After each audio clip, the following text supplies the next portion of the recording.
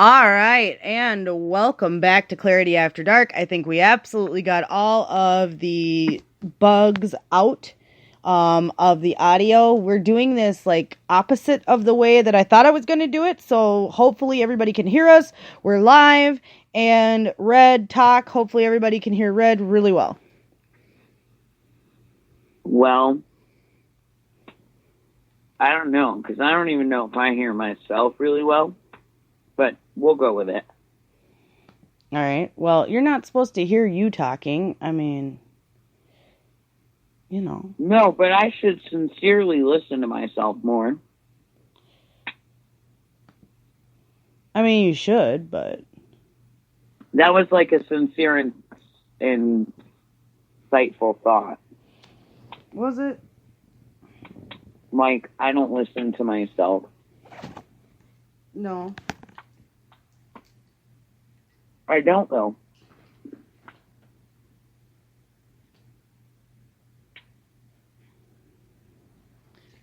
I get a lot of feelings that I don't listen to. What the hell are you eating while you're live, dude? What? What are you eating? Nothing. Oh, I thought you were eating something. Like, what do you got? You got snacks? I like snacks. So, yeah, you totally distracted me now. Well, I thought you had snacks. Oh, no, I'm not eating anything. I did say earlier, though, that I had that EL fudge double stuff. Oh. Is that your snack tonight? What's today's Colorado Life with Red? Oh, what is this stuff? Oh, man. What is this stuff? I don't know. I'm not there. How am I supposed to know? No, I'm asking Peanut Gallery. Oh, what's Peanut Gallery say? Yeah, Peanut Gallery, what is it? Pekalula. Oh, Pakalula. Is that like some Pakalolo mix? Yeah. Something with Pakalolo in it?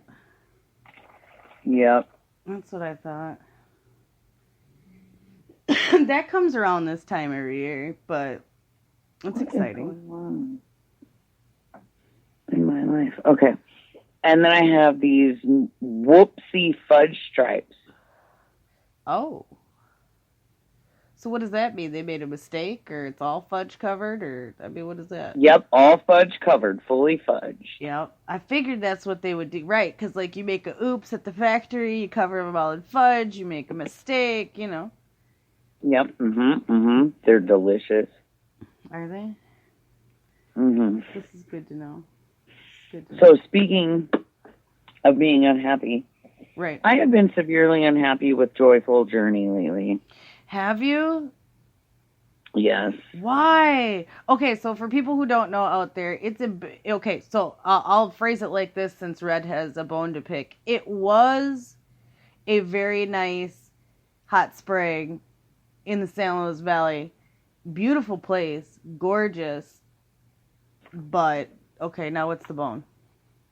Okay, well, I told you about, like, the last time that I went there, which has been, like, a while because I've been boycotting them because of that. Right. Which was the lady yelling at us about where we were parking. Yeah, because, I mean, okay, now, first of all, they do have some weird rules about where you can park. But I also, the parking lot isn't that big either. Well, she was yelling, and she was like, you cannot park here. Can't you read the sign? And she's pointing to the sign, but the sign that she's pointing to says, no vehicles beyond this point, with an arrow on each side. Right. With the walkway that starts to the yurt. That it by no means means you cannot park here. Like, either you can't read or what? Because I've been coming here for 3 years, lady, and I ain't never seen you before, and I parked here for 3 years. Right. Ain't nobody ever said anything to me. Right. I'm not the only person that parks here Were either. you parking up by, like, the hut or, like, back where the 2 rows are on the side? Like, where, like, the smoking hut. Were you parking over there? Nope, I was parking over at the shower house. Oh, right. Yeah, so what's the deal? Yeah, everybody parks in front of the shower house, right? Yeah. What's the deal? Yeah.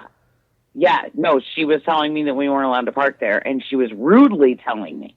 Right. And then was pointing at the sign, and you know the sign that I'm talking about, no vehicles beyond this point, which means don't drive your vehicle to the yurt. Right. And has nothing to do with parking at all. Nope. So why are you even pointing to this sign, lady?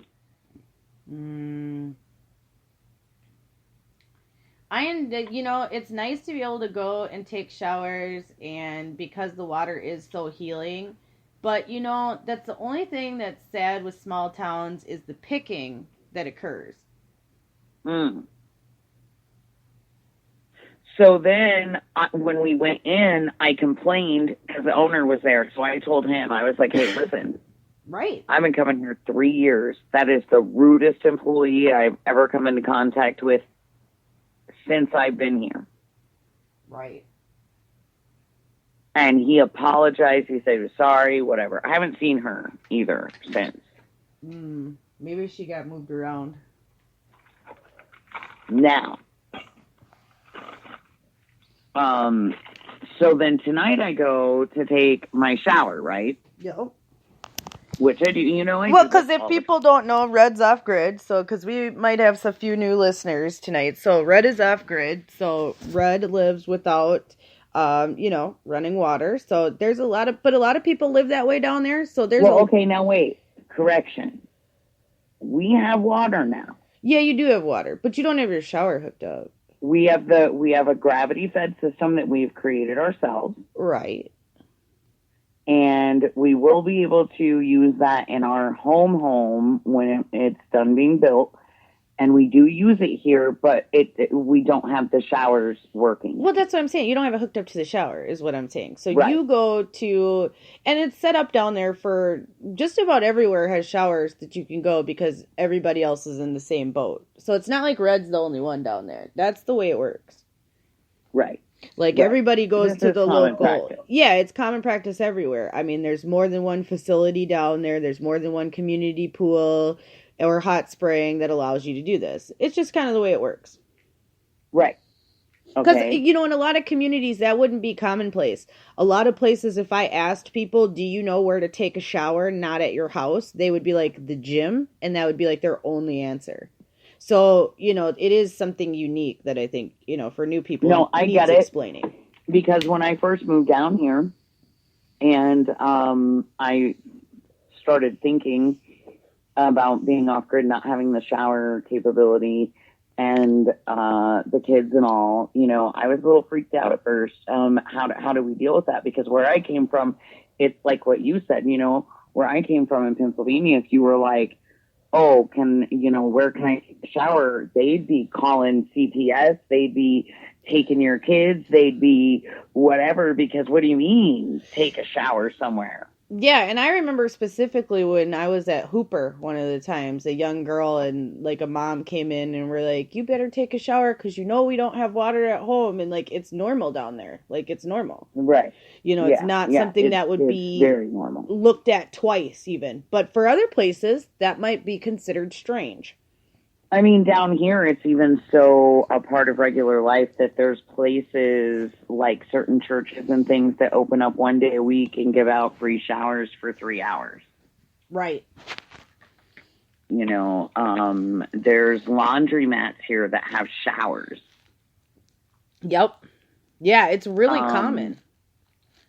You'd only really, like I said, know of like maybe a truck stop or a gym otherwise. So I find it really interesting, this culture that's kind of created out of off-grid living down there.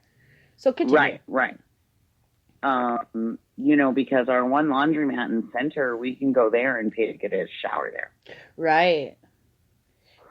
And then, We have Hooper that we can pay to take a shower at. We have Joyful Journey that we can pay to take a shower at. And then we have the Salida Spa or Salida Springs that we can take a shower at. Which I liked that shower, and I've taken a shower at Hooper too, which Hooper is not bad. I mean, 50 cents for 6 minutes. We love going to Hooper. Hooper is like Hooper's the cheapest place and the nicest place. Yep. At the same time. Because, Joyful charges $5 to take a shower. Right. Now, if you want to take a shower inside Hooper, which you know this because you've been here and you've done this. Right. Inside of Joyful in the normal, locker room, it is a 4-person shower. Right. There's no privacy. You're all out and everyone can see you. Yeah, that's true. It's like the typical locker room experience. In there with other people. Other people can join you up to, 4 people. Yes, and join you up into and including a woman once came up to Red and started washing her hair, y'all, in the shower. Y'all, washing Red's hair. I might have fainted. I'm not even going to lie. Red did not know what to do. She called me as soon as she got to the car and was like, dude, I don't even know how to feel. I was kind of happy that I got my hair washed. Do I not feel violated? Right. I was kind of happy that I got my hair washed. Because you guys, Red has hair way down past her waist to her butt. You know what I mean? Past her butt a little bit, I'm sure now even. So, I mean, she's got long hair. So she, could use the help. But I just don't know how to deal with in the shower in a community setting like that. Somebody just coming up and washing my hair. Okay, so people do join you. Okay, that's real. Right. Mel said, no. Mel said, no. Right, no is correct, but it happened. So, I mean, you got to roll with it. No, it's correct, but it did happen. This was an experience. It was, and you had to roll with it. I mean, it was a Colorado life experience. It was interesting because I mean, you wouldn't think people would be that comfortable, but also this is a place that Jayhawk in the chat says someone would have got elbowed in the face. A big hell no to that in the shower. But this is coming from a place that too on Wednesdays does do naked night, so maybe she felt comfortable. I don't know. Right. So I don't know, but I would have felt weird.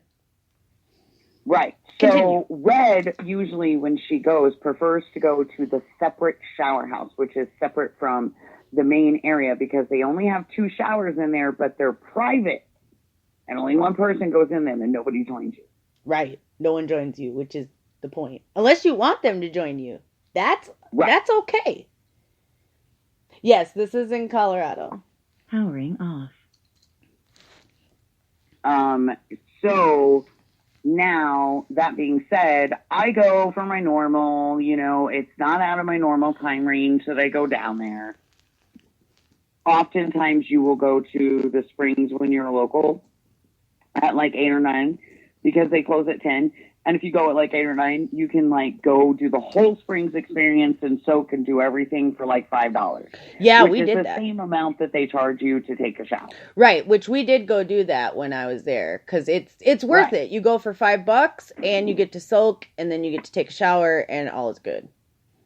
Right, and for people who aren't around springs all the time, you wouldn't understand. But for those of us that are local, that have them right there, when we go, we could go at 10 o'clock in the morning, and a lot of the tourists want to do this. They want to go at 10 o'clock in the morning so they can spend the whole day there. See, us locals are we pay $10, we spend an hour there, and we're okay, we're done, we're out, we're leaving. Well, that's all you can really stand to be on. You know what I mean? Right. Really, when you're soaking in them hot pools, about an hour is all you can really take. I don't know who could really sit there all day. Maybe 2 hours, but any more than that, you're really pushing it after that. You start to feel exhausted and tired. Right. It takes a lot out of you to get those minerals and, get... Right. You know what I mean? And especially at Joyful, that water knocks you out anyway because there's high amounts of lithium. Natural lithium. Yeah, natural lithium. So you feel like really super relaxed. Oh yeah. Right. So it's different because I mean you feel tired after all the hot springs I went to. Like Joyful's water's got like some magic crack in it. Like that's the best way I can say it. Oh yeah, that's true. Yeah, something about that water just because it's the only one down in the valley where it's at.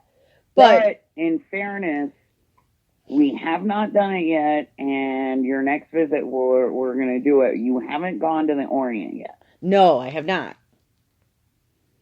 Because they're naked. Right. All the time. Right. Now, you don't have to be naked, but other people are usually always naked.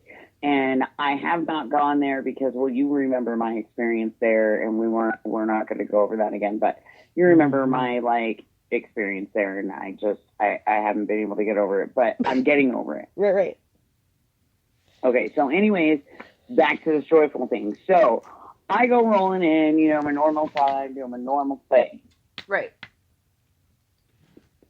Normally, I roll in and I say, shower in a towel, and they're like, you know that you can do the whole thing right now for the same price. And I'm always like, yeah, okay, I'll do that. Or like tonight, I didn't have time for that. And so I was like, no, I just want the shower. Right. And they're like, oh, okay. And she rings me up. Now, it's another new girl that I've never seen before. Right. She rings me up, and then the price was the same, so that didn't bother me. Right. She takes my card, she puts everything in there, and then gives me a slight attitude because she's like, it's asking me for a PIN number. Okay. Okay, so give me the thingy, and I'll put my PIN number in. Yeah, give me the little swipey thing. So I do that, and then after I have paid now, and you can clearly hear my truck running outside because this is kind of a quiet place, and I have been driving Frank, so you know how loud that Frank is. Yeah, so you Frankfurt. can clearly hear Frank running outside. Frankfurt. For those who Right. may be new around here, Frankfurt is a creation that Peanut Gallery has brought to life that probably shouldn't run, but does, and is pieced together with love, and that's Frankfurt. And he has consumed now 13 other Ford vehicles parts. It's ridiculous. And taken bites out of 3 other vehicles that he couldn't take parts on. Mm-hmm. Yeah, so he's like an enigma. And yeah. So when he comes down the road, I mean, you know he's there. Right. So I have him, and you can clearly hear him running outside, and this girl looks at me, and she's like, well, lady, I'm going to call her a lady, because she wasn't young. She was like middle-aged. Younger than me, though. And so she looks at me, and she was like, are you going to the shower house? And I'm like, yes. And she was like, oh, no, you can't do that. What? What? What you mean? She's like, past 8 o'clock, you're not allowed to use the shower house anymore. You have to shower here. Since when? And I was like, that's what I said. Since when? She's like, it's always been that way. And I was like, oh, no, sweetheart. No, honey. That has never been a rule. It has been open until 10 o'clock, period. End of story. Yes. And what it is they already cleaned them, and they didn't want to go do it again because I was going to go take a shower. So, but that kind of made me mad, too, because you should have said that before you made me pay. Right. Because I would have freaking left and went to Hooper. Yeah. Even though you would have had to drive 30 more minutes, it still would have been worth it. Yeah, because, okay, I could pay $5 at Joyful now and take the community shower where anybody can, like, join me and start washing my hair. Right. Or join you and, like, stand there and stare at you. That's happened. Yeah, yep. That happens too. Or join you in their bathing suit and shower in their swimsuit, like sticking their hands up in their swimsuit to, like, put soap on themselves while staring at you. Yep, that's happened too. There's been some creepy weirdos. Yeah. Or somebody, again, who's, like, super comfortable with themselves that comes in naked and joins you and is only taking their own shower, but you turn around and realize that their, like, leg is up on the freaking wall and their hoo-ha's, like, almost in your face because you're a short girl and they're Amazon lady. Dude, women have a problem with that, okay? And I don't think that the general public, if you're not in a locker room or if you're not a woman, do not understand this. But there are some bold women in the locker room who let it all hang out. And I mean that. And they are spread eagle in there, acting like it's appropriate. Right. Like. Right. Okay, so I could pay $5 and do that monkey fucking thing. Right. Or I could have went to Hooper and paid $1 for a private bathroom and shower in that bathroom. Yep. Yeah, and you can lock the door and no one's coming in. And they give you a chair. And I could have done a load of laundry while I was there. Oh, yeah. And you could do laundry in the lobby. And they give you a chair in the bathroom so you can put your belongings. Better experience. Yeah, because, well, it would be known as Great Sand Dunes Recreation Area is where we're actually talking about. Yeah. But locals call it Hooper. So. Because it's in Hooper. You'll want to call it Hooper, too, if you ever visit.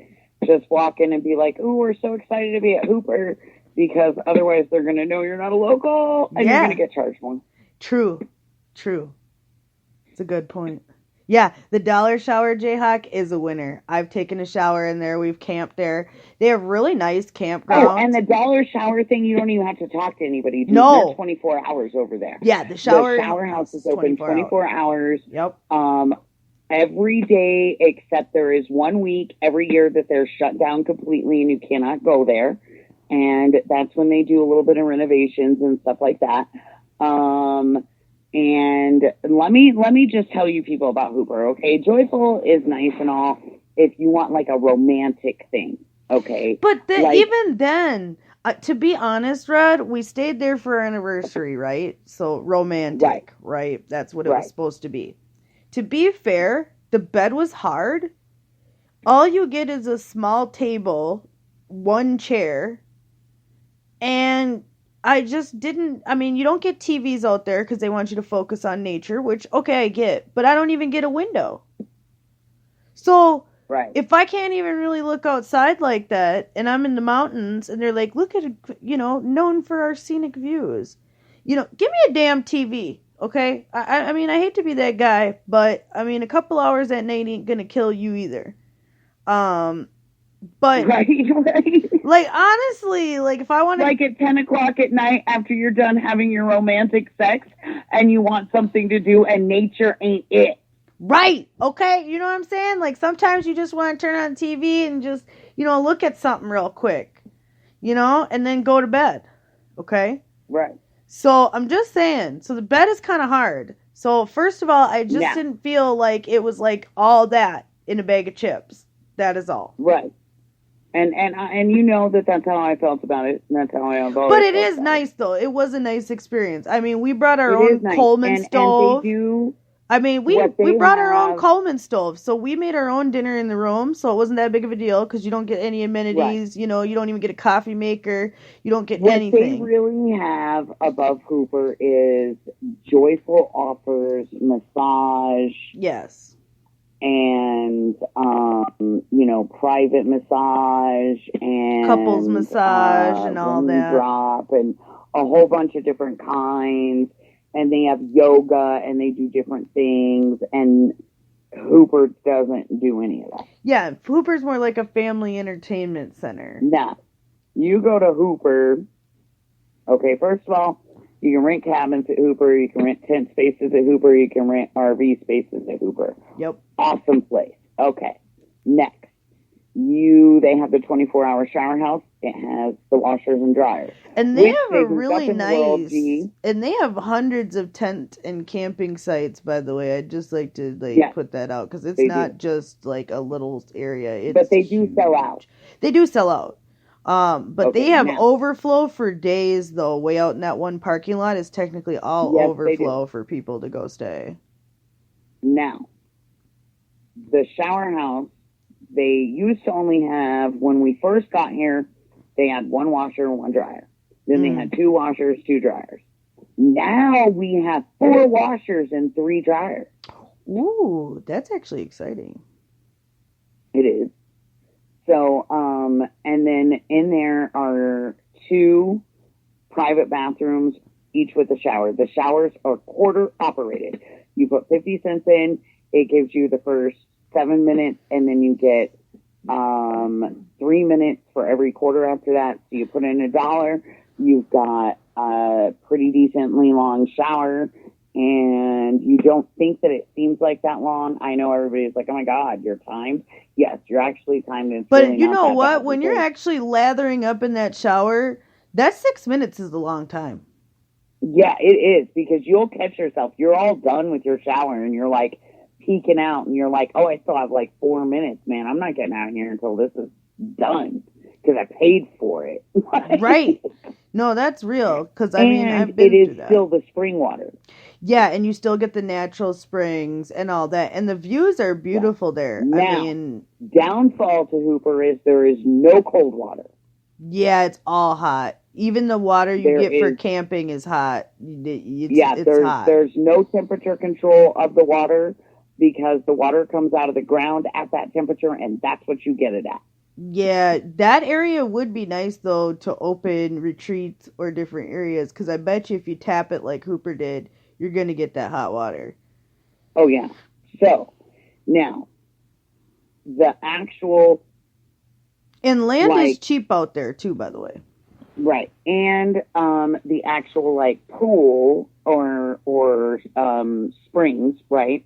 Mm-hmm. So you go in, there's a restaurant. The restaurant is amazing balls.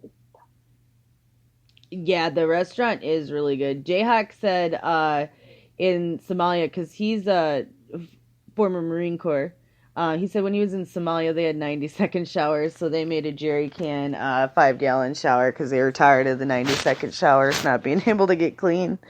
Hey, man, I've had a jerry can shower. Right? Homestead life, baby. Right? I know. We all have. I like those little shower bags. And who did you say that was? That's Jayhawk in the chat. He's one of Ron's listeners who came over and started listening to us and supports us here in Freedom Revolution. Hi, Jayhawk. My husband is veteran Marine. Mm-hmm. This is true. So, yeah. And we've done the jerry can shower thing. We've been there. Right. Been there, done that. Homestead life creates tough Marines, believe it. Oh, yeah. No, and you know what? Like I said, I like the little solar showers. Right. I like the little solar showers, too. But, it is a nice place with a nice little restaurant. You can eat. Okay. So, yes. So, the restaurant's there. And it's amazing, and it's come up in the world because when you were here last, I don't think that they had the actual walk in and sit down like an actual restaurant part, did they? No, I don't think so. They just had like the counter and stuff. Now they have like these booths and things in there to sit like an actual restaurant. See, that's nice, so people don't have to just sit out where everybody else is wet and eat their food. Now, they still do have all their tables out there, and you're still welcome to take your food out there or do whatever. Right. But now there's an actual come-in, sit-down restaurant area. Right. Which, that's nice. And I do like their pools, because, their really hot pool in there was so therapeutic. The therapy pool is amazing. And the coffin pool that's in, what did they call it? The greenhouse? Yes, the greenhouse, which is 21 or over only. Yep, because they serve alcohol. And that's additional fee to go back there. But I think it's only like $3 or $4. It's really reasonable. It's $5. Is it $5? Yeah. Close enough. $5 more. Yeah, reasonable. But, okay, so let's do this in stages before we jump ahead. Right. So you got your restaurant, and then you've got your area now where you're walking through, and on the right-hand side, you have the kiddie pool. It's very shallow. It has this little cute little, like, waterfall thingy in it, and well, not really a waterfall. It's like a thingy, like a fountain, like a little water. Yeah, like yeah, a little the fountain. dolphin. Yeah. And oh, I'm sorry, my son corrected me. It is the frog that shoots water. Oh, it's a frog. Thank you. Was that little or big? It's probably little. I could see it being little. He's actually quite big. Well, I know, but we call them little or big, and so. There's big. Oh, little. Oh, little. Yeah, I knew it was little because he's got a big mouth. Yeah. Okay, so then you have the therapy pool, which is the quiet pool, and that's on the left, and that is adults only, really. And that's so that the parents can separate themselves but still see the kids. Yes, and that is nice. And it is nice. Yeah. And then it says no children so that us parents don't have to feel bad when the kids come over and they're like, we want to join you. And you're like, no. Can you read the sign? Yep. And you can see out into the main pool. So it is a nice place. It's set up kind of like a municipal pool. So it's a little bit different than other hot springs. You're not like sitting in small pools. And then it opens up into the huge Olympic pool. Yep. And it has diving boards. Yeah, I thought that was a really cool touch that other places don't have. And it has the slide that goes down into the other little pool. It does. Yes, it does. And it has the waterfall. It does. Yes, it does. And then... And it's completely open air, mind you. You have your locker rooms. Yeah, it's open air too, though. I thought that was different than some other ones because you can actually be outside at night. I think that's a really cool feature, especially in like winter. Even. Yeah, like in wintertime, it's like, really nice warm temperatures, but you can see the mountains, but then it's all open air, so changing is a bit of a thing. It's cold. Well, then you go into the locker room. And they're outside. Now, the 2 showers that are in there are private. Nobody can join them. Right. They do have private dressing rooms. That's sad that we even have to give a disclaimer on that. Like, no one can join you. Like, this is so messed up. And then they do have a private dressing area. Yep. And then they have the open area. Yep. And then the 21 or older. Now, that one's a little weird because you walk down this weird lit hallway that kind of makes you a little questionable. Yeah, you're like, where are we going? Are we going to like the boom boom room? Like where are we going? Like, yeah, it gives you like that strip club 90s LED light effect where like you're walking through a small tunnel and you're like, I don't know what's going to be on the other side. Like, you become concerned. Yes. So, that being stated, you go down that hallway and then you have to roll back this big old heavy door. It's like a barn industrial door. Yeah. And you roll back the door and you walk in and it's like a jungle. It is like a jungle. It's like literally like a greenhouse. It is. And they have all these rare plants planted everywhere that you can walk through and you can see. Yep. There's the bar over there. And the bar now, by the way, G, step up over here. The bar now serves some certain foods that are completely different from what you can get in the other area at the restaurant. Ooh, stepping up their game. Like creme brulee, for instance. What? Yes. Yes. Oh, my God. And it is delicious. That's tasty. Like, I thought it was cool when you could get funnel cake fries delivered, but creme brulee brings it up a notch. I mean, to be able to have a glass of and wine. they've moved up in that world too, okay, because when you visited, you would make an order and then you would go and then they would like announce your name on a little intercom thing and you would have to go up to the window and get your stuff, right? Right. Not anymore. Now they give you this little thingy and you can go anywhere and it just like goes off. Oh, the little buzzer pager things. Yeah. Now, you know, one thing that I want to gripe about the first time I saw there that is now like a racket that I've seen everywhere are these paid lockers. Okay? Yeah, they did get those. I would like to talk about the travesty that I feel like, number one, is taking information from you to profile you. Number two, I feel like you could break into these pretty easy if you tried. And I just don't feel comfortable with them. And they're a ripoff. It's like $12 for like 2 hours for a locker. Right. We used to pay 50 cents and turn a knob and pull out an orange key. Right. What the hell happened to that? Knob, I feel it. key. Okay, now you got to swipe a card.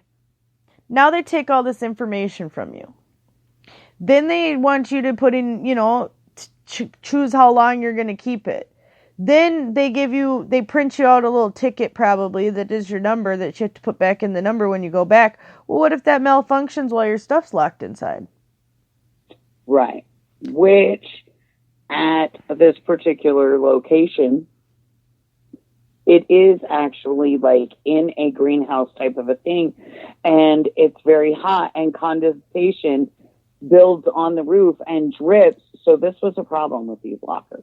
Is it after they got rid of all the paid lockers that you could just turn the knob and get your key? Right. See, right. So I feel like this is a ripoff that more places like amusement parks and other places are doing because they think, oh, we can make more money out of these lockers by charging an arm and a leg. You know, a lot of resorts now in indoor water parks, they charge you to use their lockers and they are like $12 a day and stuff. And half the time they don't even have locks. And they expect you to use these things. Right. And I'm just like, you know, this has gotten like really like, they want you to get this sense of, we give you a small space, so you should be okay with it. You know, right. You deal with this small paid space and you get really no privacy. And you're honestly probably better off just risking it or putting your stuff away somewhere else. I mean, that's the only thing that I've seen with these like lockers of the future, but they have been concerning. I just feel like, why do they need all this information? Right. No, I'm with you. And I forgot to mention too that the gift shop is no longer attached to where the restaurant used to be. It's all on its own now in that big old place. Oh, is it? Yeah. And so that's like all big and expanded and has a lot more stuff. You know, I was thinking about too, especially for like us doing like, you know, retreats and things, that would be a good place to do it at. Oh, yeah. Okay, so in the green room, you walk in and you roll back that door and it's like a freaking jungle. Bars on the left. There is the sauna now. Oh, yeah. They do some other stuff that I can't remember because it's so new and I've only read this stuff once. There's some new, like, 3D kind of stuff coming back there. And there's all of these rare plants that you can walk around and see. They've got grass planted that you can walk on. And they've got all these different pools that are all different temperatures. And then they have like an area that you can go out back and you can go around a fire. And it's just like super freaking nice back there. And now there's like a little picnic area now where you can like sit down and eat and do stuff. You can have your food delivered to you back there if you're smart enough to know that. I wasn't when I did that. because all that's so nuisance. Caesar the last salad time I went. bites. Oh, I pulled it up. I see. Lamb lollipops. Okay. Pretzel. Okay. Olive tapenade. Blistered shishito peppers with soy glaze and lemon. Creme brulee. S'mores pot de creme. Chocolate custard topped with graham cracker crumbles and toasted marshmallow cream. Oh, they didn't have that. That's new. Yeah. Gosar sausage and shrimp skewers. And then the diving board, which is like a bunch of different, like, like a charcuterie platter. They serve sushi too, I think. Yeah, they got a sesame crusted ahi tuna with wasabi and ponzu sauce. Yep. Yeah. Yeah, that looks good. I mean, that looks good. They have Hatch chili cheese curds. Tasty. Those are new too. Yeah, I know. It is a really nice place. I definitely recommend if you're down in that area or if you go to Great Sand Dunes, you should just go to Great Sand Dunes for this because it's really worth going. You go to the Great Sand Dunes, no matter what time of year you go see it. Summertime you can go rent the sandboards and sand sleds. It's one of the only like approved places to go to get them besides Alamosa. So it's kind of worth going. And it's a great place and it's kind of like, a little hidden gem but still busy. Yeah. So yeah, I highly recommend everybody. Oh, and right down the road from the sand dunes is Colorado Gators. Yeah. Oh yeah. You heard me. Colorado has alligators. Not just any alligators, G. We have movie star motherfucking alligators. Yes, we do. Morris lives here. Morris the alligator. Morris the alligator is the alligator from Happy Gilmore. And also from the movie, what was that movie? I think the movie was actually called Alligator, where it was a gigantic alligator, but it's really Morris that they just blew up. Oh, interesting. Yeah. Interesting. Or the giant alligator, or whatever that movie, Lake Placid, or whatever it was. Oh, yeah. Lake Placid was messed up. I forgot about that. I do believe Morris was in Lake Placid, too. And Colorado Gators is also home of, now count them, G, 4 albino rare alligators. Oh. Wow. They also were temporarily homing 4 wolves while we were visiting the last time this year. They really expanded a lot and changed a lot. They still have the tilapia and all that, and the largest snapping turtle and all that stuff.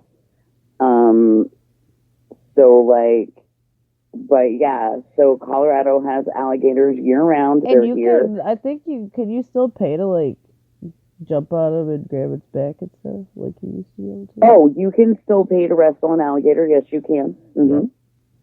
So I mean, if you feel like frisky, you can go to Colorado Gators, wrestle a gator. Just saying. You're not just wrestling them to be wrestling them, though. You're going to be wrestling them to give them medication. Right, or to take a picture or whatever. The ones that they have you wrestle always need to be given something, and that's why we're wrestling them. Oh.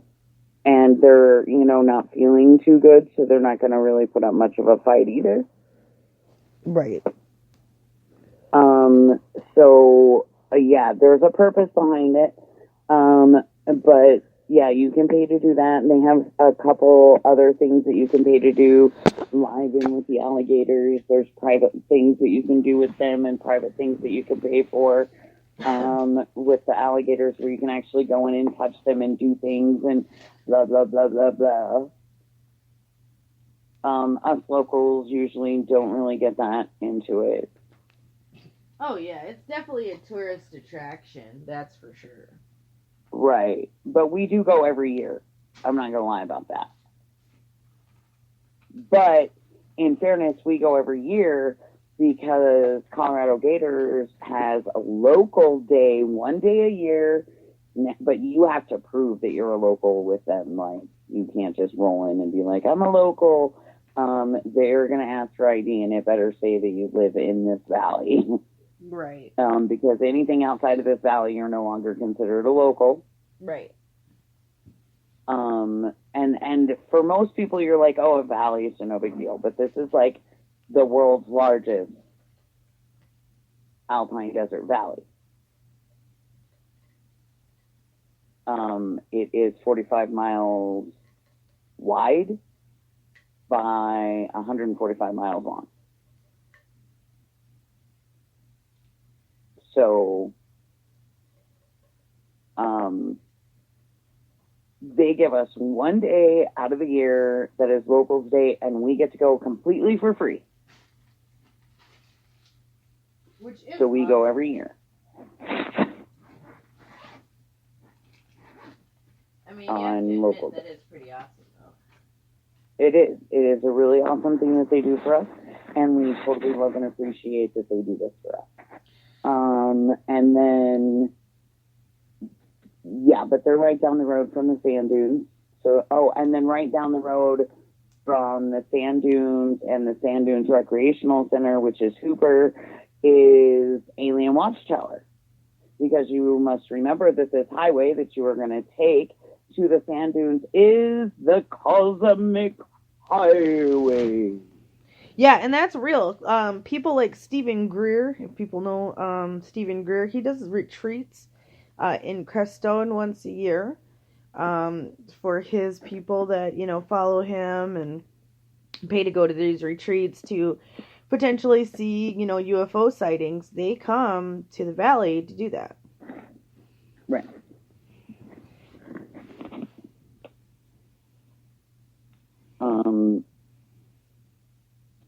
Let's see. That's the main stuff over there, like, on that side, really. Yeah, but the UFO Watchtower is a big deal. A lot of people go there to visit and just, see the weird, experience the unknown, and there's supposedly vortexes and stuff. I'm going to be for real right now. We're locals, and as of yet, we've been here 4 years. We have not gone there. And it's not, we've been meaning to, we just, I don't know, something else is always a little bit more attractingly fun. Mm-hmm. And we end up going to do that instead. Like, we're, for instance, going to Wolf Creek in 2 weeks. Right. Which is a popular skiing area, which you guys have a lot of snow this year to start your season off, right? So that's exciting. Yeah, it's going to be interesting.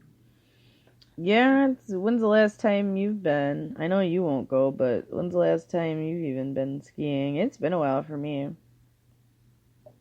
Oh, God, I think I was like 15 or 16 when my dad brought us to Aspen.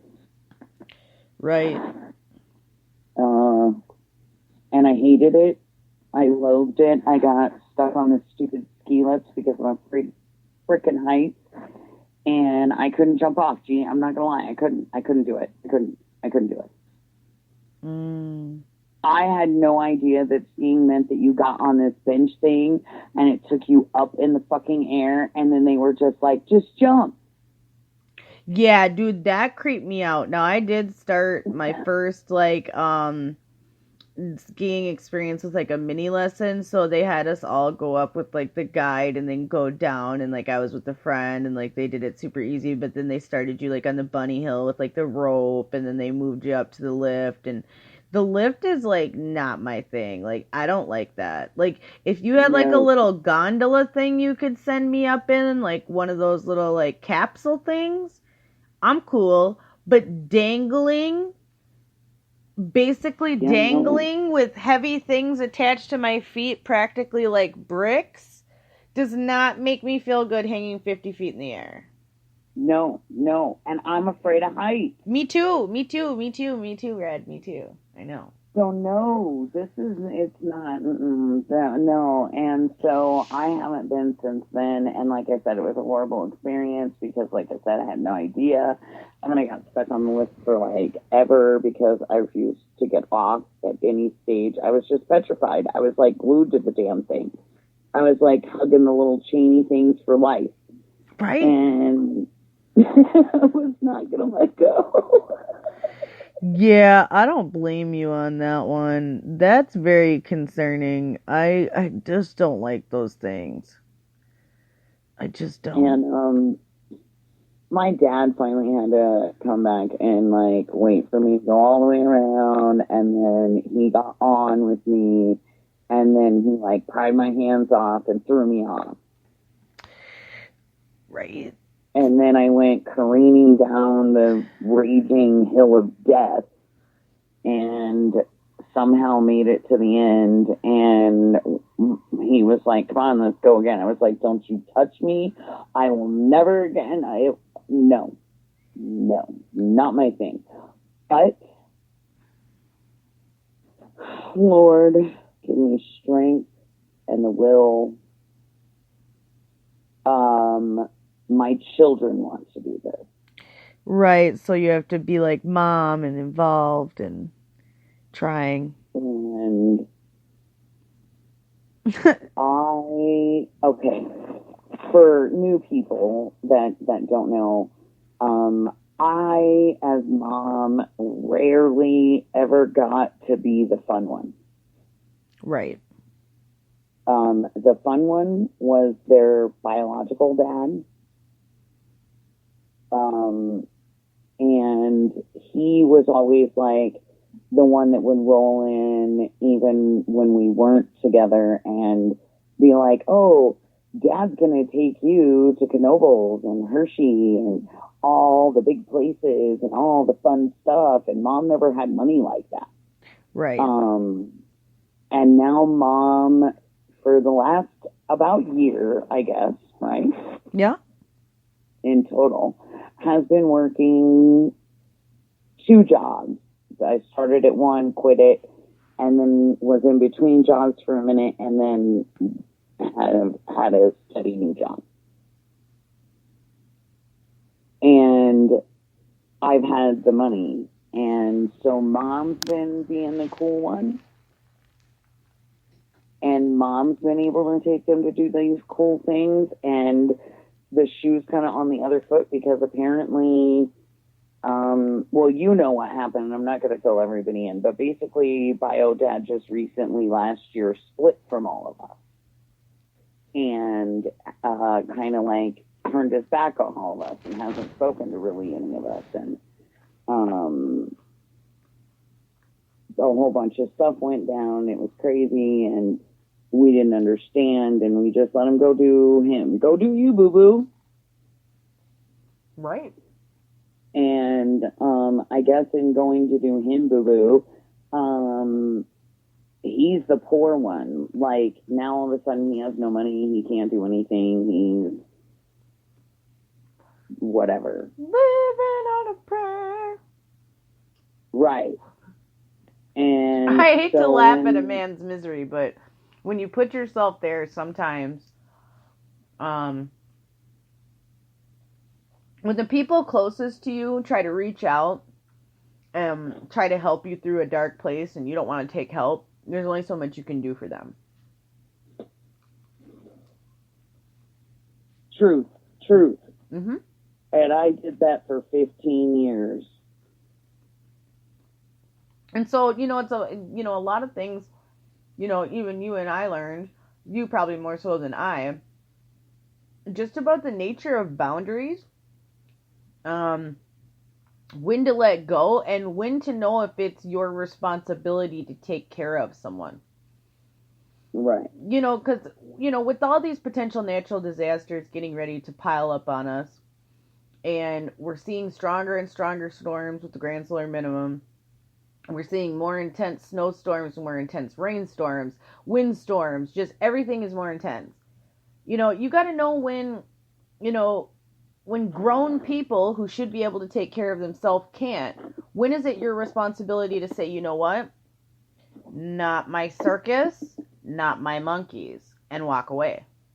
I do believe that it's karmatic, considering that he wanted to tell me this time last year that I was the one bringing him down and that he didn't have anything because of me, and he gave everything up for me, and he's tired of doing all of these things for me. Now, please remember, I have been happily, and I do say happily, and Scarlett can attest for that, I've been happily married to Peanut Gallery going on 11 years this coming next year. Yeah. Which is now only a month away. I know. We're about to go into a new decade. I know. So, it's not like Biodad and I have been together, but he was living with us. Yeah. And he still just, I don't know, somewhere in his mind thought that him and I was gonna divorce Peanut Gallery and run away and get married to him. And it's like, no, bro, first of all, I'm not trying to run anywhere. Like, I just created a life and a homestead, and, in a short year, you've gotten all these, extra animals and things. And I think what it came down to is you had to let go of being his keeper, which I think is a lot of people's problem when they get attached to people. You feel like you can help them, you feel like you can save them, but can you? And that's one thing that I want people to think about as we get into tougher and tougher times. People's actions and the way they treat you matters. And if they keep shitting on you forever, I get that in the Bible it says, turn the other cheek and give away your cloak. But it also says take out your goddamn enemy too. So at a certain point you have to decide, look, the strain is too much. I can no longer be this person's keeper. I can no longer put myself through this. I can no longer do this anymore, because you have to protect your family unit. What's more important is your husband. What's more important is your children, right? So you had to let go of the idea of, I have to keep trying to make peace and or keep him in the loop, because I'm no longer responsible for that. And I think that's something that pretty much sealed that when he decided to fuck my boss. Well, yeah, that too. That did happen. But, and I mean, that's a saga. But I mean, the whole issue with that, yeah, I know, that's a saga in and of itself.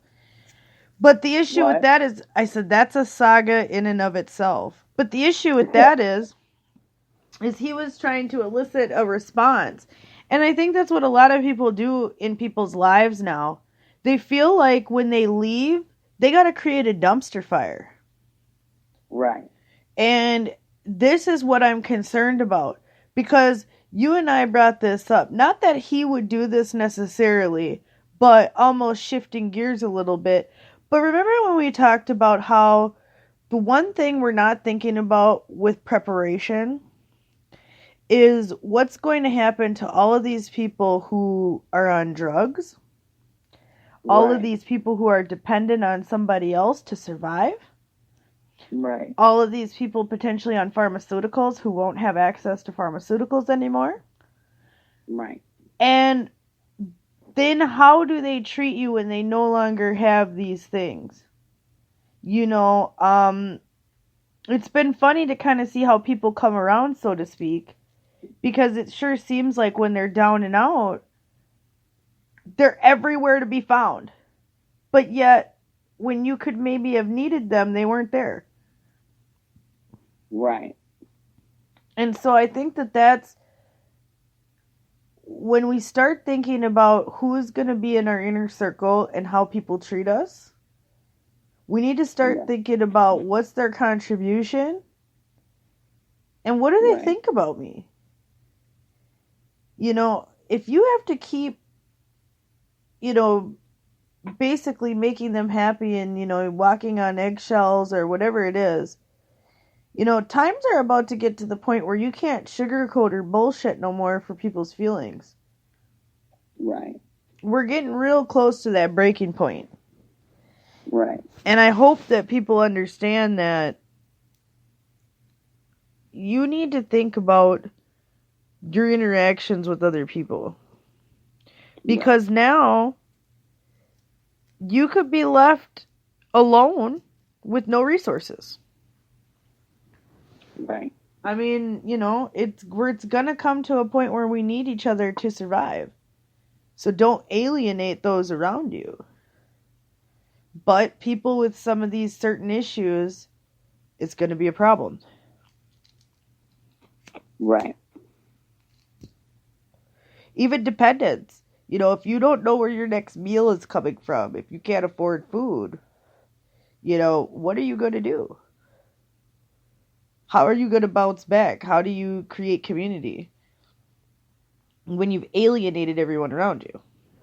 How do you do that? I think that's going to be a tough lesson for a lot of people right now.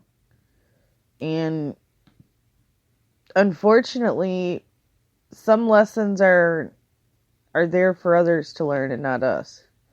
Sometimes we can be the keeper of these things. What? Okay, I was trying to look up earthquakes on EMSC, but I don't see any actual new earthquakes. And it really tripped me out, yeah, because I'm looking for a list of latest, and it says no results found. But if I go to, like, page 2, from, like, 9 hours ago, there's information, but nothing recent. What the hell is that?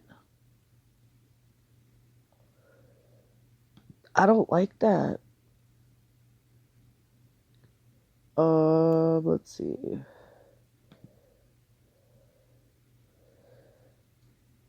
There we go. Got it up. Because we need to still be watching all of these different areas. Because wasn't there an earthquake down in the valley recently? Like a couple weeks ago? Yeah. Which it's rare down there, but at the same time too, we don't know the status of some of those projects that were out at the Great Sand Dunes either. Correct. Because they were flirting around with the idea of starting to drill and frack at the Great Sand Dunes, of which a lot of people out there are very upset. Because, you know, the one thing that Colorado people do understand is mineral and water rights. And they understand how the water table works. And so many areas of Southern Colorado, I was going to say California, have been completely destroyed by fracking. Like the whole Trinidad area, destroyed. They get earthquakes quite often. And it's all from this fracking because Red is sitting on one of the world's largest aquifers. So everybody wants the water. And she's centrally located and the Rio Grande runs through her state. So there's a big fight for water. There is. It's huge. I mean, they're trying to talk farmers in the valley currently into giving up their water rights so they could pipe it up to Denver and pipe it all over the country. Yeah. And pipe it up the Front Range. Yep. It's absolutely insane to think that you would take water from the valley that's, you know, a few hundred miles away from a place like Denver and pump it and take it away from one of the largest agricultural areas in Colorado. Let's just take all the water away from farmers who need irrigation, all the cattle ranchers out there, all the hemp growers, all the marijuana growers, all the potato farmers. Right. There's a huge bustling agriculture mecca out there that they're trying to just divert the water from. That should concern anybody. You know? And speaking of like the like traveling, you know how we were talking about travel and staying places. This is just an interesting article. So W hotels that are connected with, like, I don't think they're Marriott, maybe they are. I think I meant, yeah, Marriott International's W hotel brand. At Aspen in Colorado, South Beach in Florida, Washington D.C., and the W Hollywood in California. Starting next Thursday, upon arrival, you can pay $69 and pick 4 outfits from the runway's curated selection to wear during your stay. Interesting. Yeah, and it will take into account the climate and surrounding activities like skiing or hanging by the pool. And they will ship the items to W hotels where they will be delivered, and then expected to be returned at checkout. And yeah, so they say, like, the idea of being able to show up on vacation, have the perfect clothing for what you want to wear is pretty magical. And so basically they're talking about eventually they could do this everywhere, where you would in the future not even bring anything to go on vacation. They also have mini closets at the 4 hotels in case sizes don't work or in case users want to add on additional items during their stay. Interesting. I thought it was interesting because I've never heard of the company Runway, but apparently Rent the Runway is a company that you can, like, rent things from. And you can rent outfits from. Because I guess, like, a lot of subscription services, which just shows, like, how lazy people are getting and how automated and how they're going to let AI take over their lives, because they don't even want to go pick out clothes. You just pick it on the internet and they get it sent to you and you take all the guesswork out of it. That allows for an AI to then now make your choices. And I don't know about everybody else, but I don't feel good about a computer running my choices. You know, I think that's when you start giving, you know, what if the computer picks something for you don't want? You know, we're putting a lot of trust in smart homes and smart devices and all of these, you know, tech things to make our lives easier. But I think in the end, it honestly just makes it more complicated. I don't know how we stop this, you know, next industrial revolution. They're calling it the 4th industrial revolution, with this tech and AI and the cloud mind. But we've got to stop putting so much faith into these computers who have been found to have extreme faults. Extreme faults. Oh, remember during the cave boys? Remember when we covered the cave boys, Red, that were in the Thailand cave? Mm-hmm. And Elon Musk was going to help get those boys out with the submarine? Right. And then Elon Musk called the one guy pedo guy and said he was stealing the kids. And everybody got into an uproar and tried to, like, attack Elon Musk. So Elon Musk today was found not liable in pedo guy defamation trial. Yeah, so he was found not liable for defamation in a Los Angeles federal court on Friday. British cave explorer Vernon Unsworth brought the suit against Musk in September 2018 after the Tesla and SpaceX CEO had called him sus, which means suspicious, and a pedo guy on Twitter. We really got excited when he did that, though, because that was the first time that somebody in the spotlight was like, this dude's a pedo. And there were pictures of this guy with little children, you know, posing with little children. He claims it's all innocent, but Elon Musk says he's a pedo guy. And when you're high up in the ranks like Elon Musk, you would know who is a pedo. This man runs some of the most sensitive, missions for NASA. He would know who's a pedo. He runs Tesla. He would know who's a pedo. He gets invited to all these parties. He's all the buzz everywhere. He would know. So Musk and his defense team, led by attorney Alex Spiro, argued that pedo guy was simply heated rhetoric and not meant as a statement of fact. Okay. So they say that, okay, can you stop scrolling? Okay.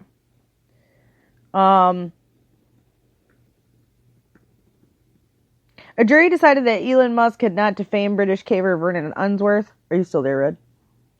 Yep. In a Los Angeles federal court. My faith in humanity is restored, said Musk in court after the verdict was delivered. The jury deliberated for only an hour before delivering its verdict in the case, which went to trial earlier this week. Unsworth brought the suit against Musk in 2018 after the Tesla and SpaceX CEO called him sus and a pedo guy on Twitter earlier that summer. Musk characterized the spelunker as a child rapist in emails to BuzzFeed reporter Ryan Mack and practically requested the lawsuit in 2018 with a tweet that says, "Don't you think it's strange he hasn't sued me?" In his testimony during the defamation trial this week, Musk apologized to Unsworth and said he did not believe the cave explorer was a pedophile. Musk and his defense team, led by attorney Alex Spiro, argued that pedo guy was simply heated rhetoric and not meant as a statement of fact. They also argued that the phrase pedo guy is widely known as slang for creepy old guy, which is true. That's true. I'll give it that. They suggested that Unsworth was looking for a payday in court and had not been sincerely harmed by the pedo guy label. I mean, honestly, I kind of forgot about it, so I feel like they're right, because, I mean, that was popular for like 2 weeks after they got the little boys out of the cave, and then that was it. I mean, honestly. He was criticized he criticized Musk, Unsworth did, in involving himself and his employees in 2018 when they were in the effort to rescue 12 boys and their soccer coach from a cave, which in the end they tried to lie in the media and said that they weren't going to use any drugs, and then we found out that they gave all of them ketamine to knock them out and get them out of the cave. So there's that. Musk and his employees developed a device they built as a mini submarine or escape pod that they thought could transport the kids out of the caves. The mini sub will arrive in 17 hours, hopefully useful. If not, perhaps it will be in a future situation. The device was never used in the effort, however. Before the rescue was completed, Musk had directed employees to compel Thai officials to say nice things about him and his mini sub, even as storms continued to bear down. After the rescue, Unsworth was asked during a television interview on CNN about the mini-sub and Musk. He said Musk could stick a submarine where it hurts and viewed the escape pod as just a PR stunt. Lashing back, Musk called the caver a pedo guy in his now infamous public tweets. The verdict could set a precedent where free speech online, libel, and slander are concerned. Vernon Unsworth versus Elon Musk was one of the first major defamation lawsuits brought by a private individual over a tweet to ever go to trial. In closing arguments, Unsworth's attorney Ellen Wood made an emotional appeal to the jury, calling Musk a liar while standing just a few feet away from the CEO. He referred to Musk as the billionaire bully and said that labeling Unsworth a pedo guy on Twitter, where Musk had tens of millions of followers, he dropped a nuclear bomb on Vernon Unsworth, and the fallout would last decades. Wood, who is well known for representing Richard Jewell in his defamation case, and who will be portrayed by Sam Rockwell in an upcoming film about that, sought damages for $190 million in total for Unsworth. That included $5 million in actual damages, $35 million in assumed and punitive damages of $150 million. That amounts to less than 1% of Elon Musk's estimated net worth, including approximately $20 billion in SpaceX and Tesla holdings. Musk's lead attorney Alex Spiro, in closing arguments, characterized Musk's offensive tweets as merely insulting and not statements of fact. Spiro also said that Unsworth was telling the court I've been horribly damaged, pay me lots of money, but then failed to prove he had been damaged at all, referencing that Unsworth had earned a little money for speaking engagements since the cave rescue. You want to award damages? How about $1? And he implored the court not to engage in policing speech. Yeah, so, I mean, that's good because, like they said, this sets a precedent where you really can't come after people for tweets. I don't think tweets should be taken as the gospel. I think that internet speak has gotten a little too serious in that regard. We can't just act like everything people say on the internet we need to lose our minds over, and that we need millions of dollars of damages. I mean, dude's talking, he was asking for like $200 million. Only $5 million in actual damages. Did you even make $5 million a year? Could you have made $5 million a year? Like, I just feel like people are reaching really far nowadays. Like, you know, like, it's just out of control. You know, but that goes back to the dismissal, you know, of Right. information. I mean, like, Elon Musk probably shouldn't have said he was a pedo guy, right? That was probably wrong. Probably wasn't the best idea. But in the same token, you know, people do talk. And we have a culture lately that really likes to dismiss when people bring up that other people are pedophiles. And that's a really big issue. You know, yeah, a lot of people do use it for slurs, but at the same time, too, we need to be aware because more people are pedophiles than we think. You know, looking at the works of Alfred Kinsey in the last week, you know, that's proven that. You know, this is a man that everybody hails as, you know, the godfather of the sexual revolution, and he was a goddamn pedophile. Right. You know, people like Hugh Hefner idolized him and said he would be his right-hand pamphleteer. I mean, this type of behavior... I do not consent. Right? I do not consent. Exactly. Jayhawk came in the chat, Epstein didn't kill himself. Great. We love it. Red loves that. We do. We both love What? it. The Epstein didn't kill himself. I said Jayhawk came in chat and said Epstein didn't kill himself. Epstein didn't act alone. Yeah, that's your new phrase. Epstein didn't act alone. Yep. Because it's true. He did not act alone. You know, I saw an article from The Sun stating that him and Ghislaine Maxwell were spies to bring in, like, the girls, you know, through these schemes. You know, we found out they have ties with Nexium, which that Nexium cult is interesting. We had researched that a little bit when it first came out, when they were branding women and making them give up their whole life savings and just really sketchy shit. Right. That was really interesting. And to know they're all basically connected and these were all recruiters for the same groups. It's basically everywhere, and we don't even realize it. It's in every neighborhood. It's everywhere. Jayhawk says, I hope they bring in the Clintons from that one. I mean, you know, I don't know if we'll ever see justice for the Arkancide that's been committed. You know, they're hiding it really well. You know, the way that these things happen, Red and I have talked about this before, because, you know, her father was involved with, you know, the Bureau of Prisons. There's no way that this could have just happened. No. With so many things that went wrong that night. Right. And we all knew it. You know, Red and I have been talking about Epstein for years in the Lolita Express. Way before anybody else was. Right. You know, we kept talking about Bill Clinton's ties to the Lolita Express. And, you know, it's only come out now that all these other scientists like Stephen Hawking, and his whole little black book, Prince Andrew, all of these people have now come out as being involved. Bill Gates, and he won't admit why he was on the island, but we all know why he was on the island. Right. his Zorro Ranch, Epstein's Zorro Ranch that was in New Mexico that isn't too far away from you. No police or FBI or anybody has been there to New Mexico to investigate that ranch. And this is the place that he claimed that he wanted to be and have women who had his babies so he could create a whole new race of people. Right. And they don't want to go search it. And there's weird fertility statues behind bars on this property and just weird crap. Why wouldn't you want to go look into that?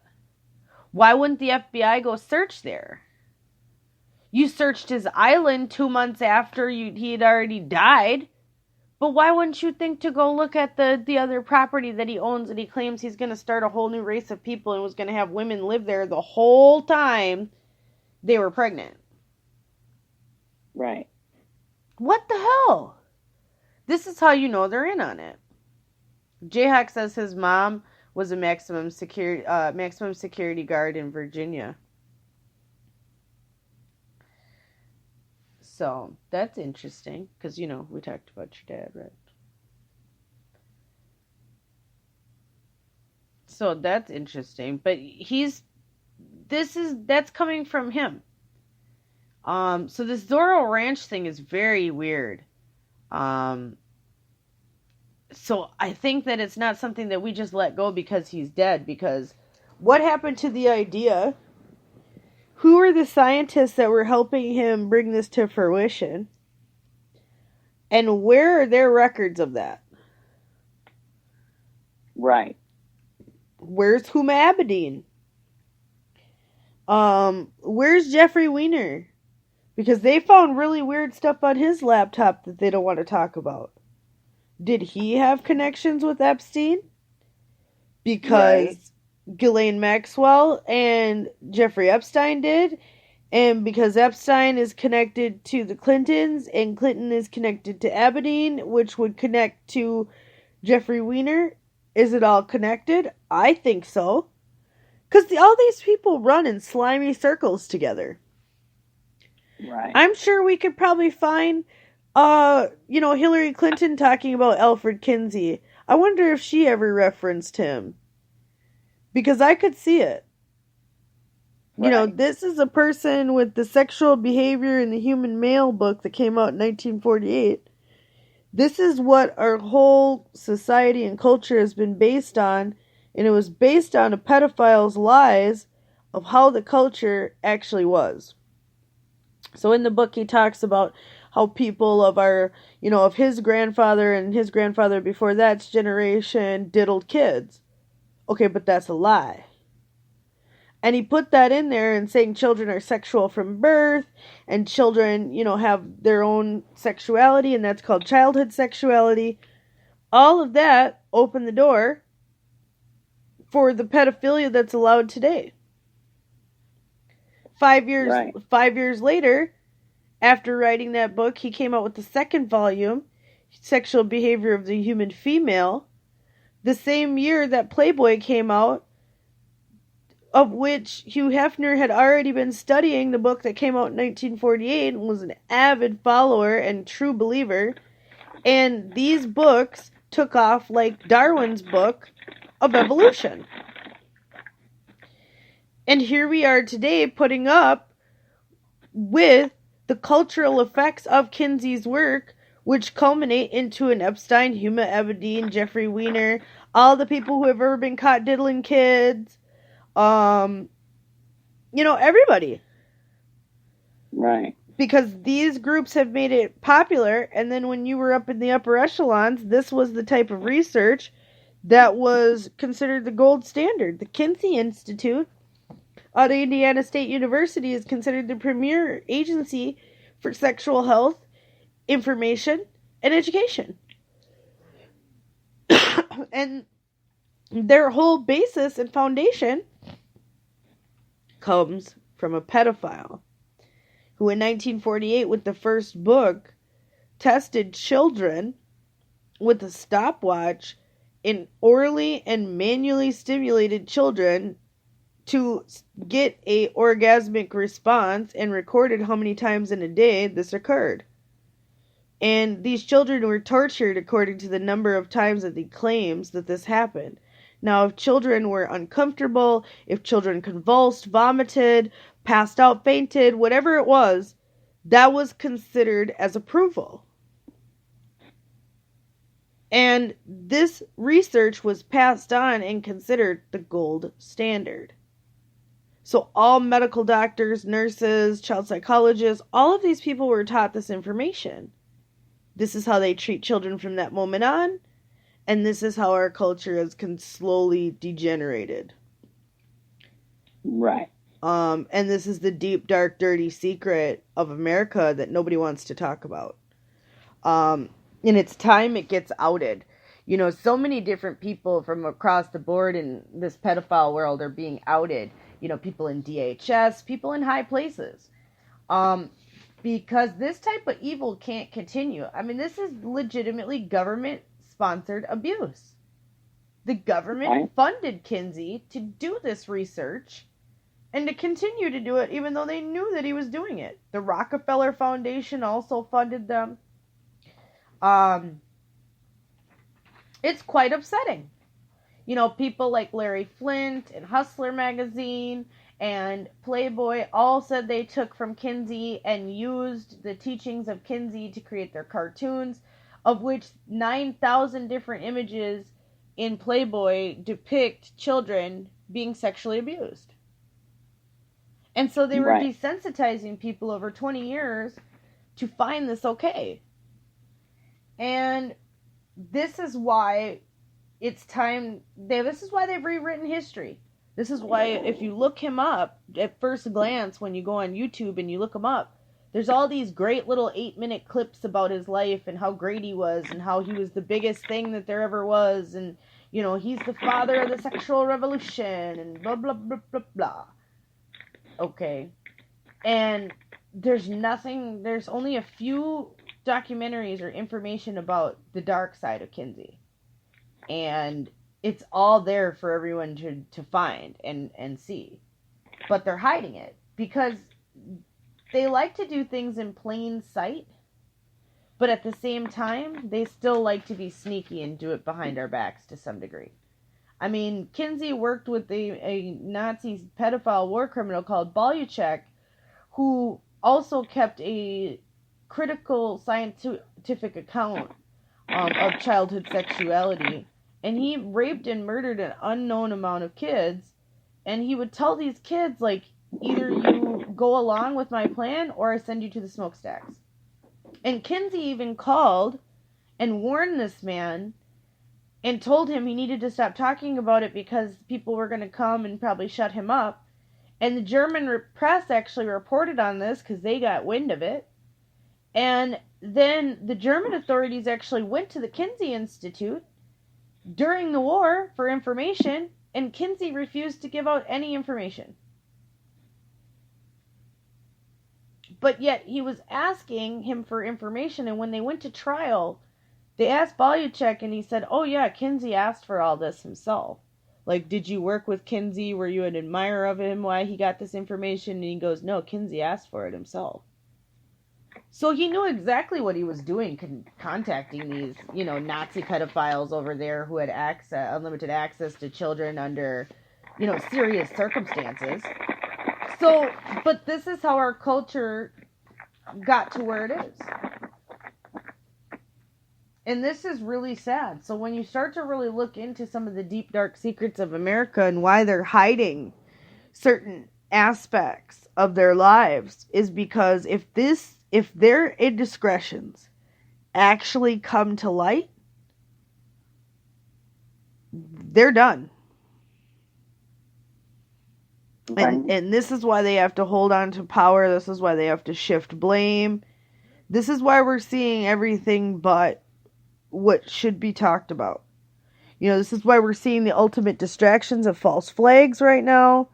You know, in the past 3 days, there have been multiple incidents The Saudi airman who opened fire at the naval base in Pensacola, killing 3.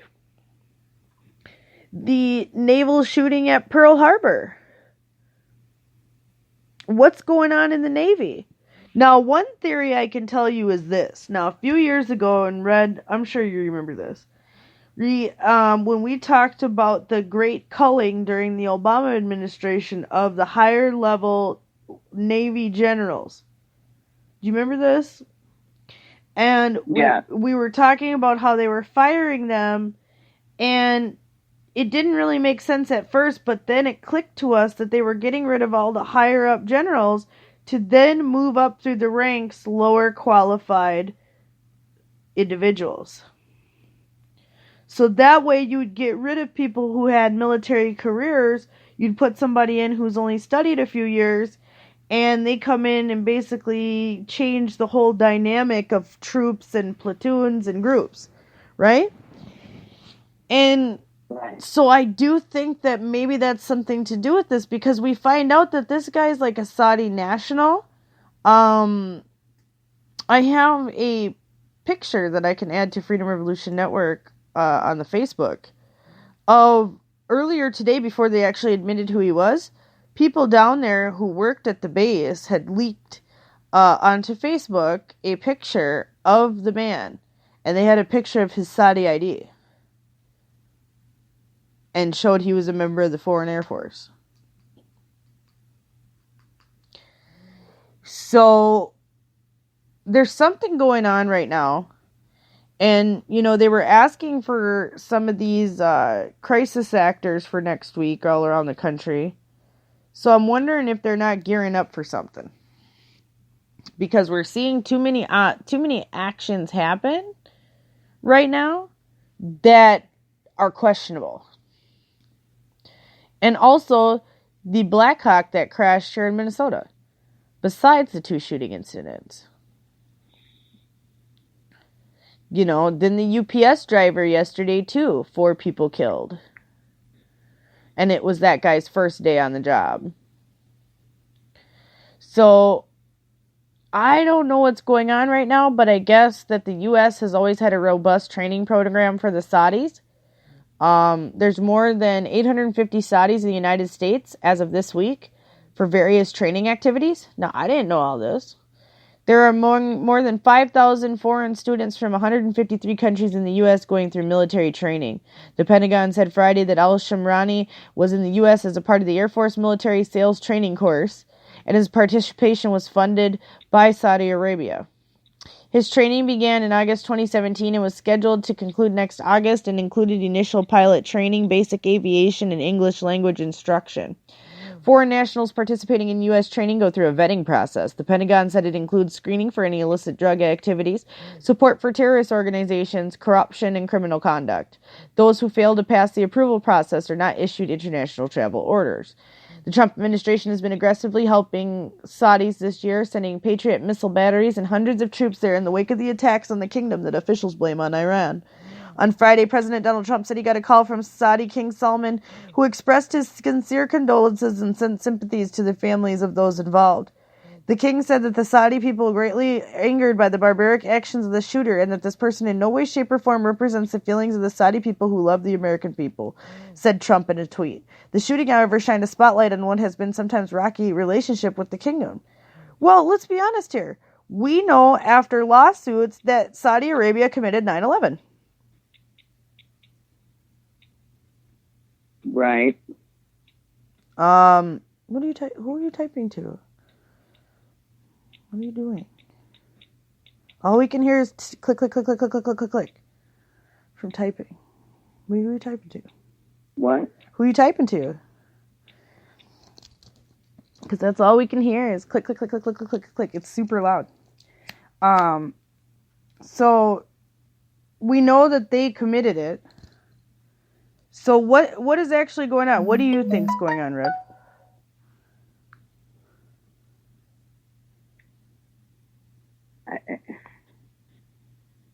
I don't know.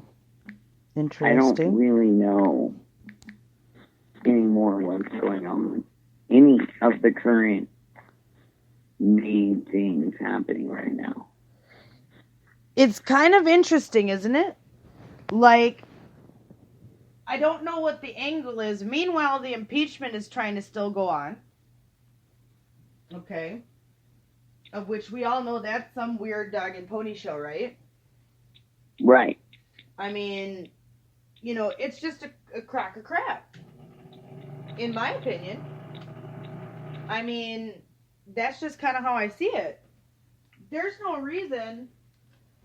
Okay, here's the deal. The reason why the impeachment really bothers me, and, you know, I'm only going to talk about this like once or twice, but the reason why it really bothers me is for a couple different factors. Number one, why? Also interesting. Why is it that the president asking if what Joe Biden's son over there is doing is illegal? Why is that a bad thing?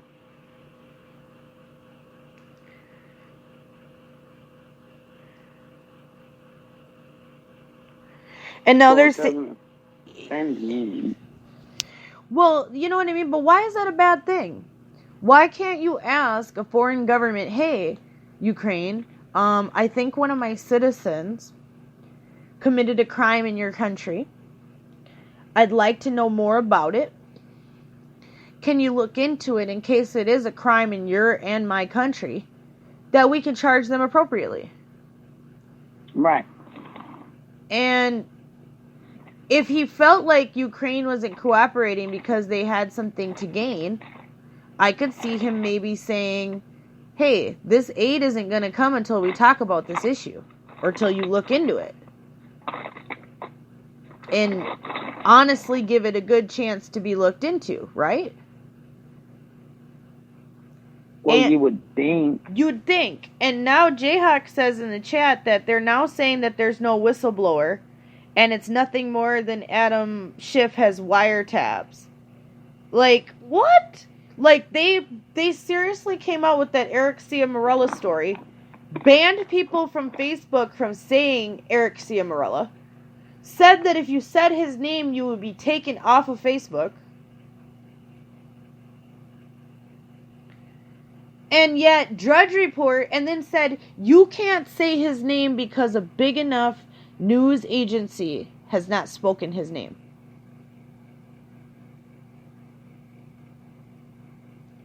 That really made me take pause as a journalist, because when they're saying, oh, a big enough news agency hasn't talked about it, that's not journalism.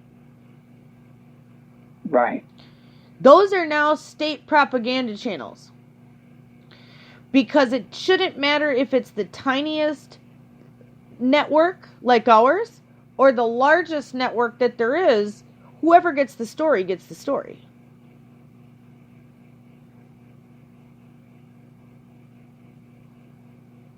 Right. You know, and recording the president and all this strange stuff and, you know, going behind his back. But yet, John Podesta's brother is on the same contract as Paul Manafort. Paul Manafort's sitting in jail. Meanwhile, John Podesta's brother is just walking along scot-free. I mean, legitimately, both companies were on the contract. They signed on the dotted line together. Yet one of them is only in jail. The one that helped the president is in jail. And Jayhawk says that's treason, by the way, and Nancy supported this. They both need to be tried for treason. Yeah, Adam Schiff and Nancy. You want to know why else Adam Schiff needs to be tried for treason? Because he told Amazon to take out the movie Vaxxed off of Amazon because it was misinformation, and no senator or representative should ever have the authority to tell a company like Amazon to pull a movie and they do it. Ever. Right. Ever. That's like the book burning of the Nazi era. Right. But yet, he wants to create the narrative about the impeachment. Now they say they don't even have all of the evidence. Now, there is some other compelling evidence that's out there. like I said, I haven't had a chance to really dive into it more. So I'll do that for next week's show, is dive into that and present a devil's advocate story. But with that being said, from the simple facts that we know up until now, it looks like everybody and their mama was fucking around in Ukraine, yet Trump is the only one getting the finger pointed at right now. Right. And that's not okay. Okay, now if everybody was playing dirty pool in Ukraine, I understand.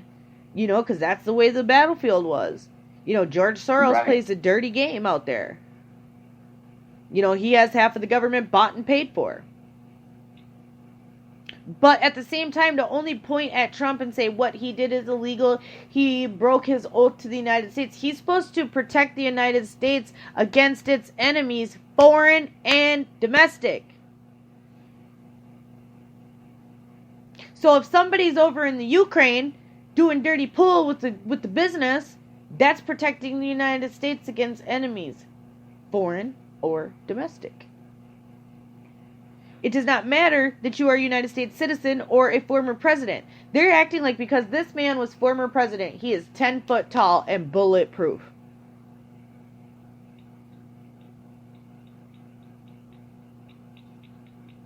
And he's creepy. Right? Totally creepy. Have you seen the videos in the last couple days with the one where he was talking about kids sit on his lap and touch his, like, hair? No, ew.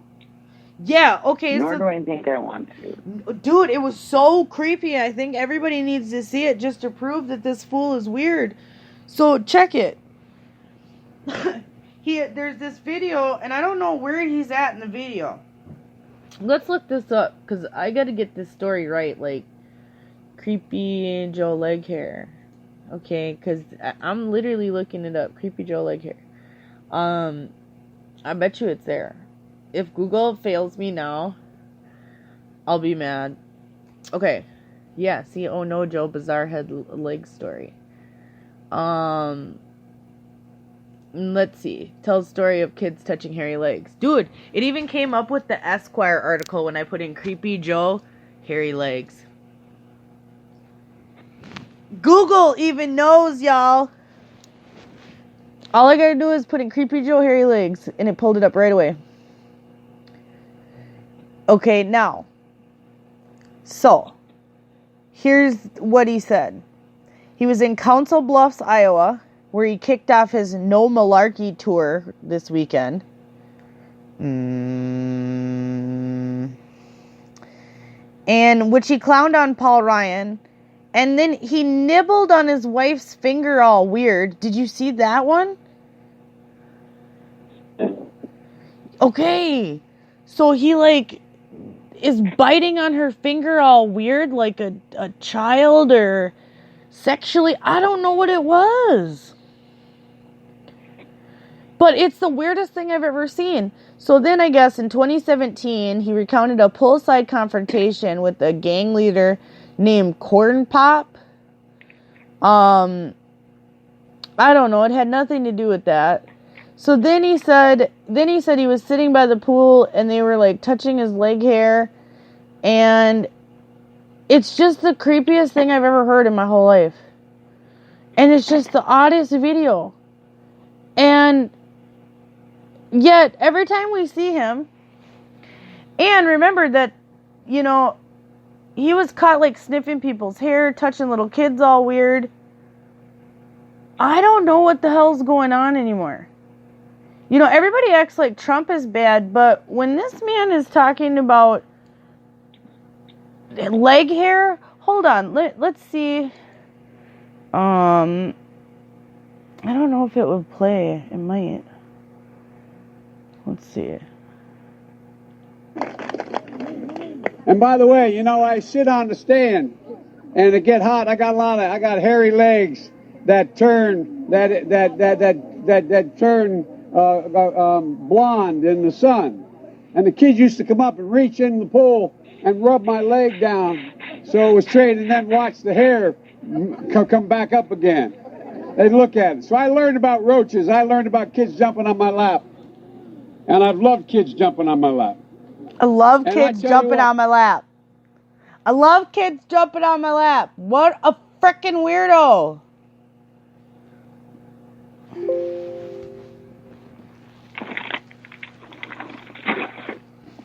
Like, seriously. What is that, Red? Unacceptable.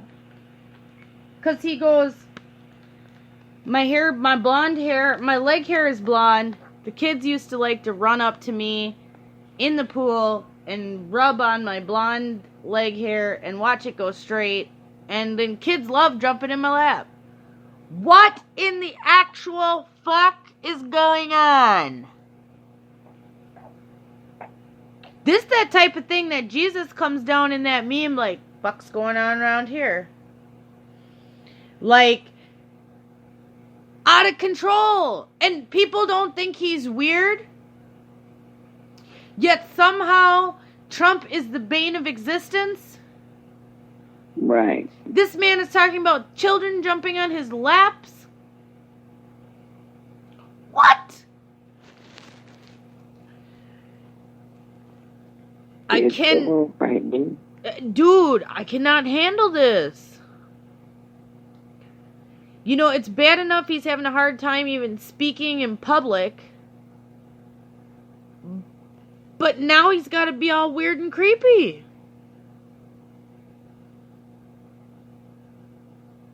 I mean, you know, and I've been wondering about this impeachment too, as if Trump and company aren't waiting for the impeachment to basically roll on, right? Mm-hmm. And then when they get their chance to, all the evidence comes to light. I've been wondering about that myself.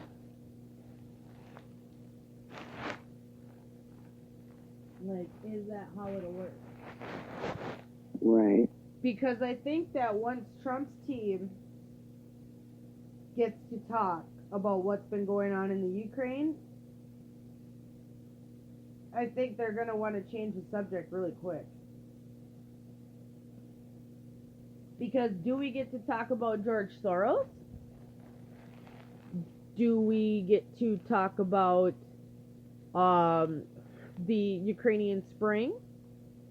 Do we get... Because the only thing they want to keep bringing up is how Russia's occupying Ukraine and Crimea. No, Crimea voted to leave. Right. And now the Ukraine acts like you can't vote to leave. But pretty sure if people are free, you can vote to leave. You know, and Jayhawk said he's worried for the president, you know, and his safety. I think we all are at this point. I think if you don't think that something can happen to Trump at this point, you're highly mistaken. And I would not put it past them to try an assassination attempt.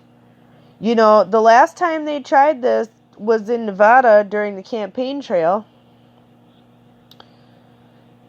And they haven't tried really since that they've let us know about. And I think that if they really wanted to start a war, you either try to assassinate Trump or assassinate Trump. Right. We're so close to some type of civil war, unfortunately. I agree. Yeah, it's really, it sucks. But this is where we're at. You know? Well, yeah, Jayhawk, the militias in this country will not let it stand.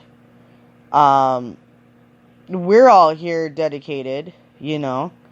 There's a lot of other groups that are standing up. They realize what's at stake now. I think even everyday citizens are realizing now what's at stake. And we've been sitting complacent for too long. Like, we've sat all 3 years that, Trump's been elected, and we've been sitting complacent. And we haven't been, organizing and getting in groups and making our game plan. And they've been talking about this coup before they even elected him. Yes. They said, if you get elected, we'll just impeach you. We'll find a way to impeach you. First, they tried to nullify the election results. Then they tried to say Russian collusion. So then that way it makes his presidency non-legitimate. Now it's, Ukrainian collusion. Ukrainian interference. Like, they're just finding and reaching at straws. They are. Jayhawk says John Mark said it right that the left would be destroyed physically by the right. And I think that's true. More people on the right own weapons. More people on the right own ammo. More people on the right train for these type of situations. It seems more ex-military are more right-leaning.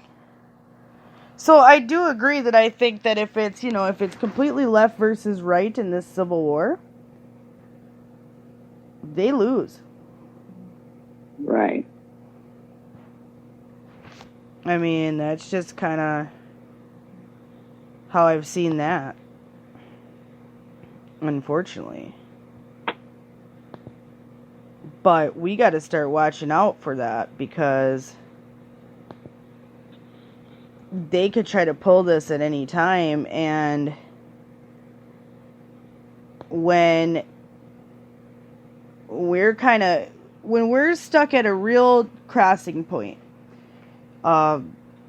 medical freedoms are starting to be taken away at faster rates than ever before. People are being arrested in Samoa for giving vitamin A.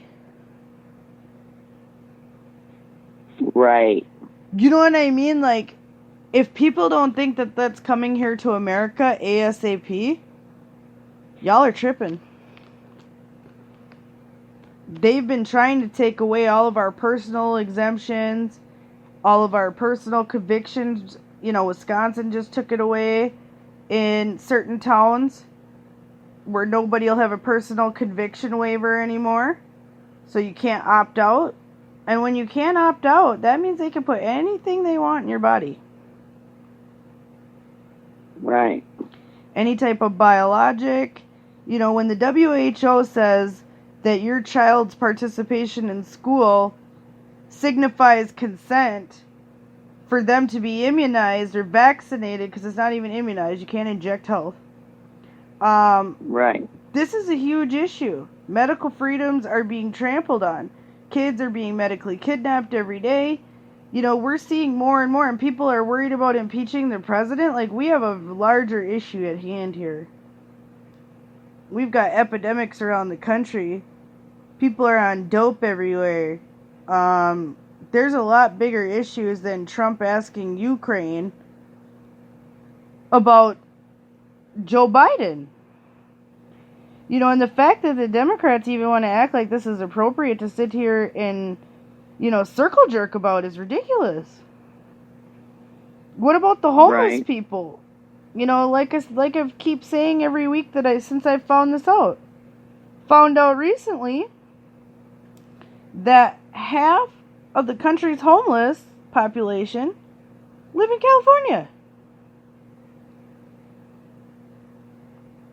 Yet Nancy Pelosi is too worried about Donald Trump than half of her technical constituents are homeless. You're right, though. Like, what the hell is going on? Like, we have no priorities. We don't want to fix anything. We don't want to make anything better. We just want to complain about Trump. Because then, while we're destroying the country and the economy, people have something to pay attention to, not that we're destroying the economy. Right. Because Deutsche Bank just had a crash They're talking about if Deutsche Bank continues to crash, we're going to hit a bubble. And this bubble's going to be worse than the 2008 bubble. This might be the bubble that we don't recover from. You know, the Fed has been playing with interest rates because they know they can. It's so sad. And that is why more kids are being homeschooled. But check this out, Jayhawk. They're trying to ban homeschool in New York. Because now they got all the unvaccinated kids out of the school, but now there's still outbreaks, and now they're scratching their heads trying to figure out what's going on. So, right. But they kicked all the unvaccinated out. So you should be fine. Why are you having outbreaks of diseases? There's no unvaccinated kids. I thought they carried disease. So they don't carry the disease, and they kicked them all out, and now they're about to take homeschool away because they realize that more people have taken their kids out of school because they don't want to deal with the indoctrination camps. You know, this is why I read homeschools. It's because they're indoctrination camps. That's what schools are now. It's insane. And, you know, potato crop is down. You know, 20%. You're right, Jayhawk. Sugar is down 9%. Most states didn't even get the potatoes out of the ground, including Minnesota, Wisconsin, Iowa. You know, a lot of even the cannabis crop was ruined down there in Colorado. All around the country it was damaged. Nut crops, walnuts, pecans, you know, everywhere has been getting decimated by the ground solar minimum. And with that being said, if we keep seeing this culmination of all these different events, right? Mm-hmm. We're going to hit critical mass. I mean, how many, like I've said before, how many disasters can we absorb at once before the whole system becomes overloaded? Right. How many more times can they keep hiding the destruction and just acting like it's not happening before there'll be too many areas that are affected? That's my only other concern. Somebody stops them. True. Or until somebody speaks up, because I feel like if we just let this get to critical mass, that'll be our worst decision we've ever made. We've got to try to mitigate this beforehand, but they're trying to push it to the limit. You know, they want this to happen. They want utter and sheer destruction. You know, they want the Georgia Guidestones. Yeah, Jayhawk, that's true. That's why you need to build your clan now. That's why we've been focusing on that here on Freedom Revolution Network. That's why we've been trying to make the social site and try to make ways that we can connect with each other. Because it's important. What? Did they just cut off Red? They're rude. Let's get Red back out. Red, come back, Red.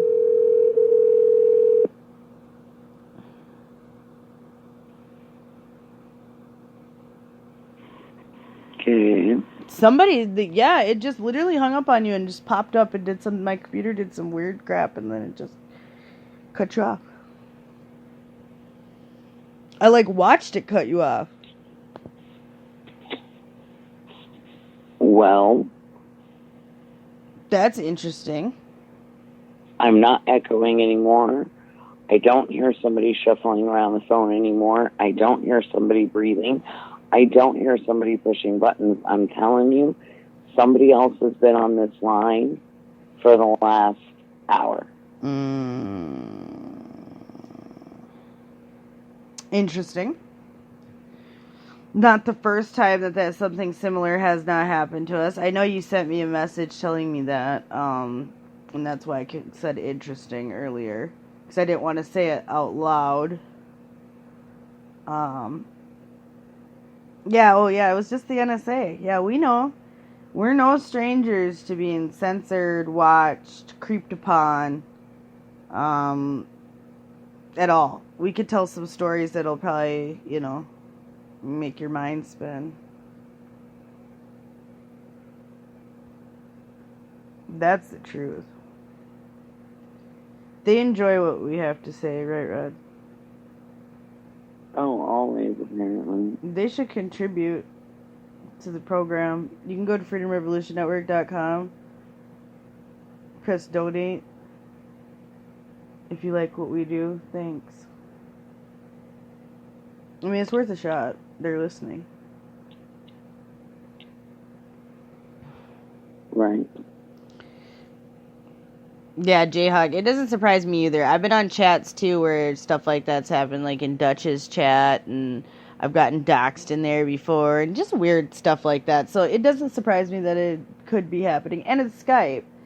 How secure is that? You know, how, you know, all that.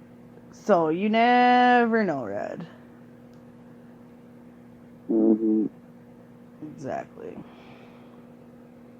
Exactly, you know, our tax dollars are being used against us to make these corporations like the NSA and that have been spying on us for years, and even years before they admit they've been spying on us.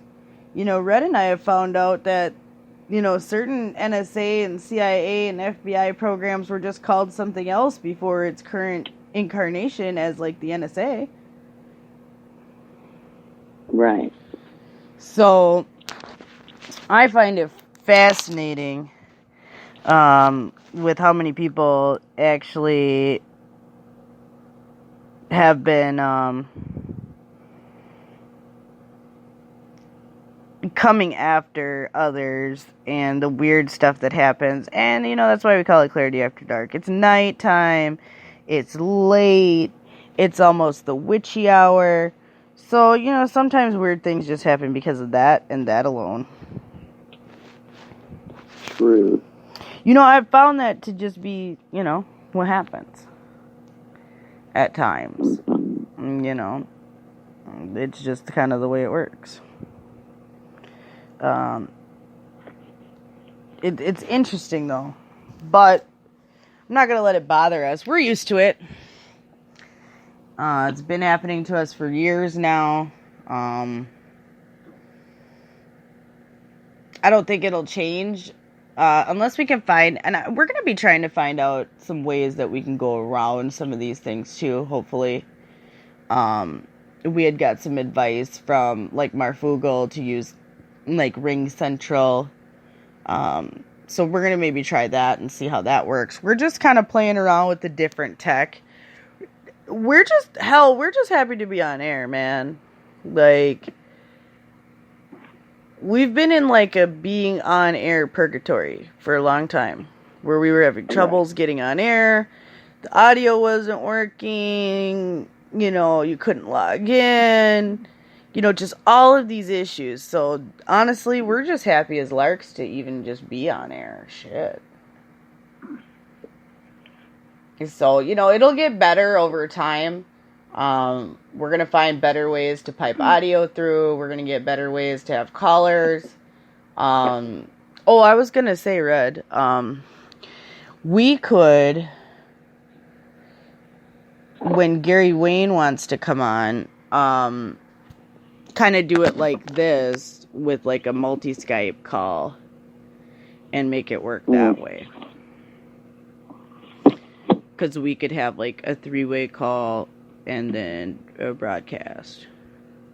Right. Because, you know, because since we know it'll work to pipe, I forgot you could pipe it over the air with the call like you did. We could just do that. So then that way he could come on too. Because I would like Gary Wayne to come back on. And get, you know, the show back up to the quality that, you know, we've had it before, and then get better from there. Because I think once we learn the tech and learn the website side of it even better, where we get, you know, flawless with it, everybody will be a little bit better off. Oh, sure. You know, because, I mean, it's honestly a little bit too much to expect, you know, Melissa to fill out everything for everybody's stuff and do all of our show pages and. I mean, that's just so much content that she would have to hand feed that it would take up her whole day.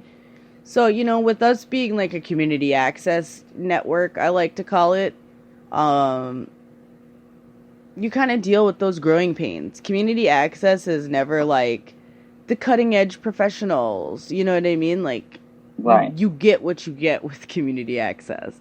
You get raw, you get, you know, uncensored, but then at the same time, you can get some of the best quality programs that just with a little time, work, love, and patience turn into amazing programs. Right. So, you know, just hang out with us for a little longer. I'm going to try to get some equipment to start doing video. And then maybe if we could do that, then we could find a way to, like, get you on, like, a Zoom call, and then you could be on audio and video, and we could pipe you in that way.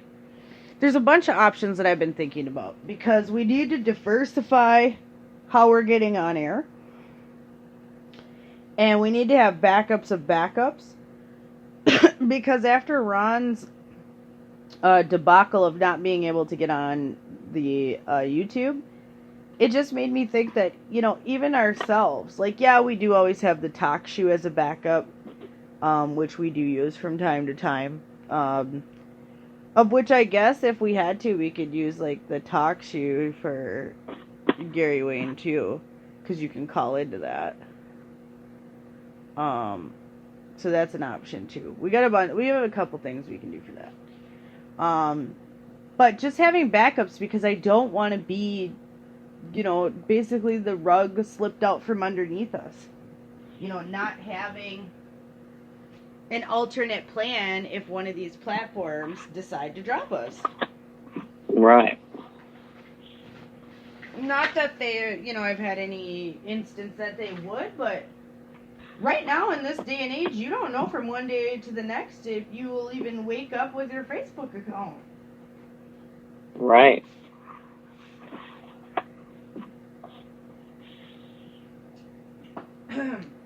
They want to get rid of everybody. Oh! Everyone that's listening out there. I would like you to go to the page on Facebook, Queen Tara. And I need y'all to vote for Goat in a Coat. Okay? I need this to happen in my world. Okay? This is Red's goat. Okay? And if Red gets enough votes, she will put her goat in a coat. And I need that to happen. You need that to happen. I do. I need that to happen. I've wanted goats in pajamas for years. And you as my best friend have not delivered. So I need to turn to the people now to get them to get you to deliver. Sorry. No, that's not what emojis are saying. Well, that's how it worked for me. I don't know what happened or how, but stuff just so happened. Well, I wasn't in my designated area, and What happened? sorry.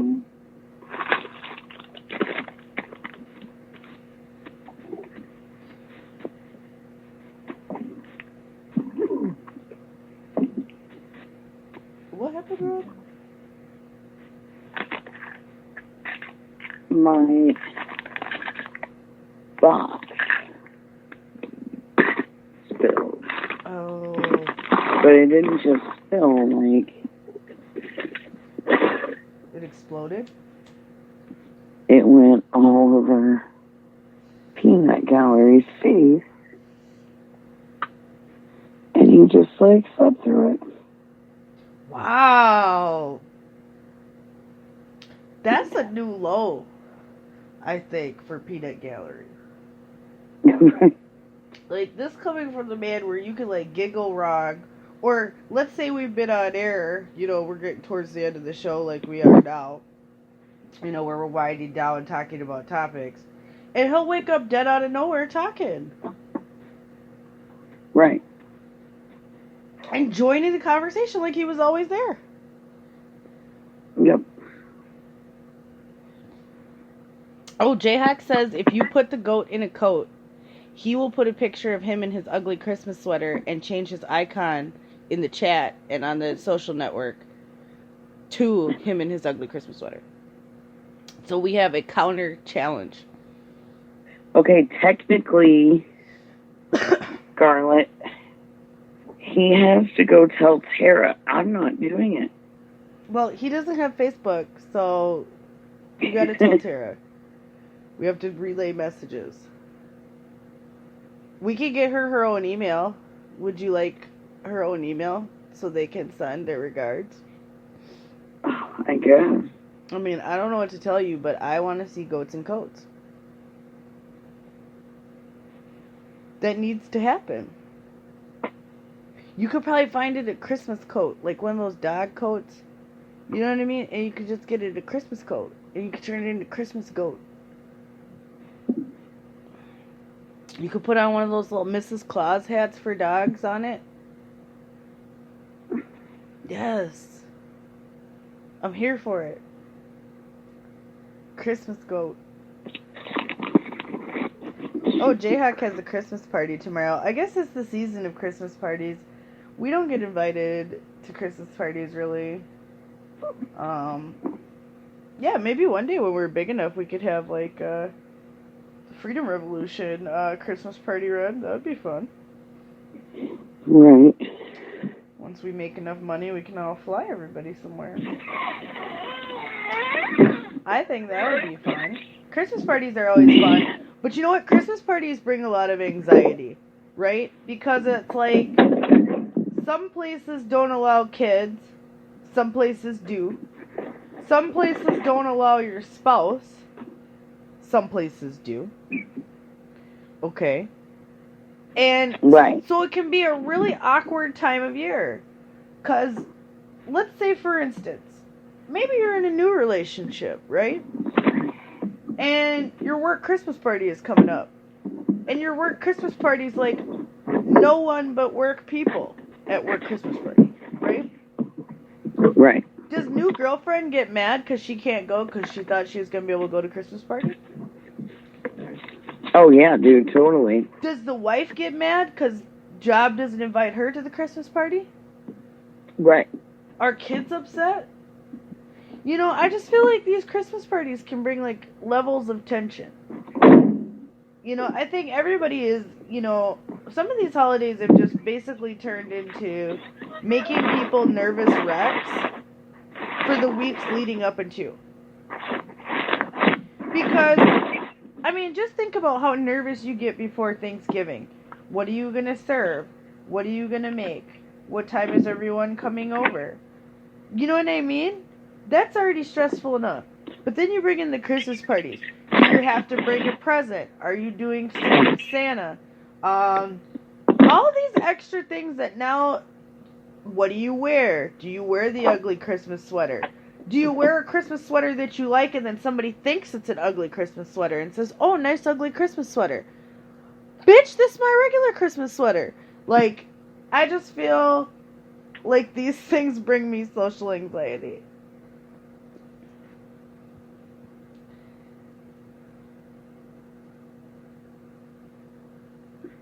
So, right. Jayhawk says that steak and salmon's being served at his Christmas party.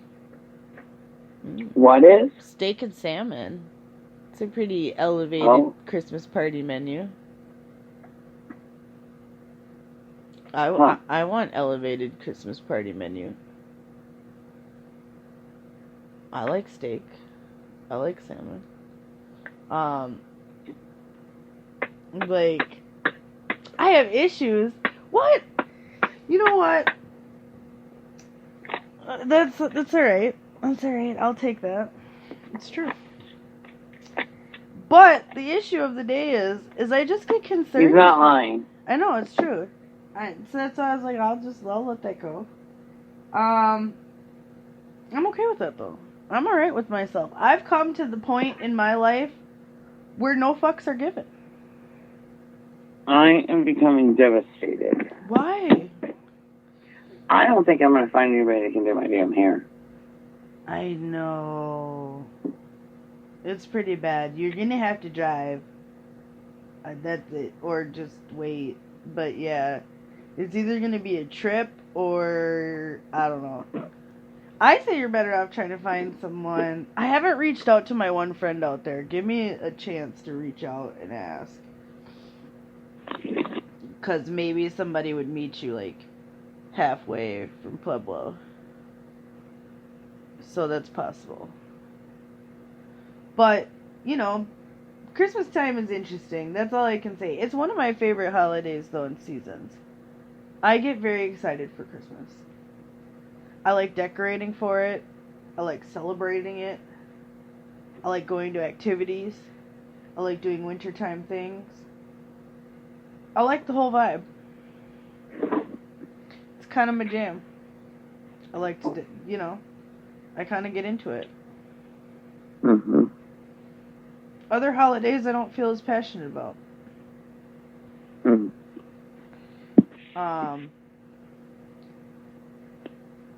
I feel like the other holidays don't bring like a sense of magic. If I had a home though, I'd be one of those people who has like the music set up with like a FM station, and you can come to my house and watch the computer synchronized lights as you listen to Christmas tunes. Right. That would be my house. I would get extra with it. You disgust me. Nope, that's the person I would be. You'd be mad. You'd be like, I can't even see at night. My neighbor's house is so bright. I go to bed, I see it. I can't live. That would be me. But I think I'd be bringing Christmas joy to all the people who drove by. So, I wouldn't care about grumpy Grinch who stole Christmas. What was that one guy's name from the, Scrooge? I was like, what was the one dude's name? Scrooge. Ebenezer right. Scrooge.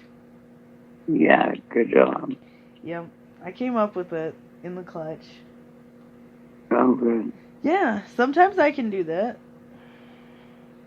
Right. I mean, sometimes the words leave you. But then other times you just grab them out of the sky. And you're like, yes, Ebenezer Scrooge. Exactly what I was talking about.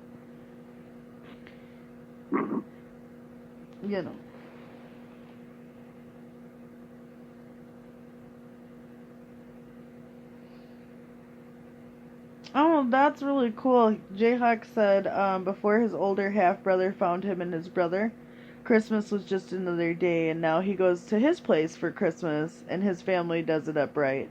Well, I'm glad you've gotten to find somebody in a family that you get to celebrate Christmas with, because, Christmas memories, if done right, are something that, lasts with you for a long time. I mean, Red, you follow a tradition every year that you've been doing for, how many years? Oh, since I was a kid. Yeah. I mean, these are the things that you kind of carry with you. And Jayhawk said he grew up in foster care, in a foster home.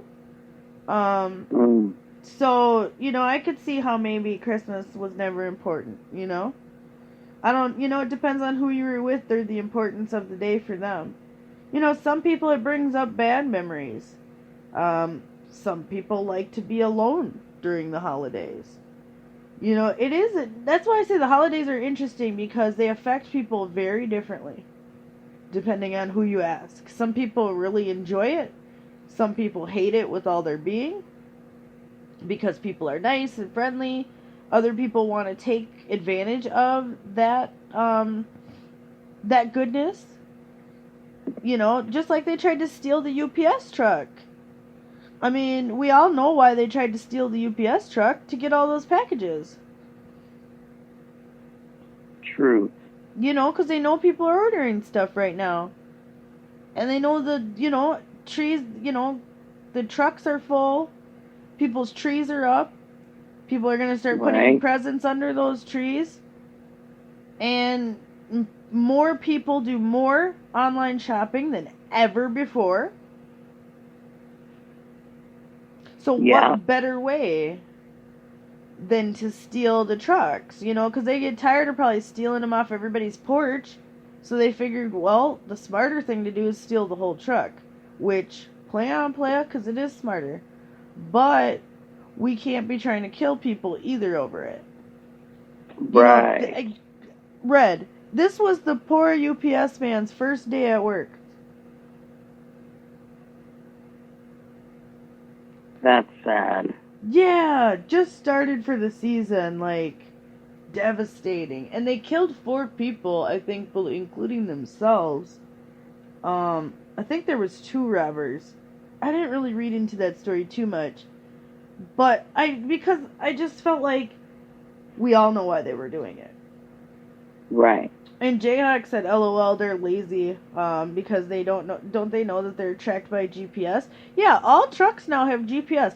I don't care if you're the mailman, if you're UPS, DHL, Speedy, the courier people, you're being tracked.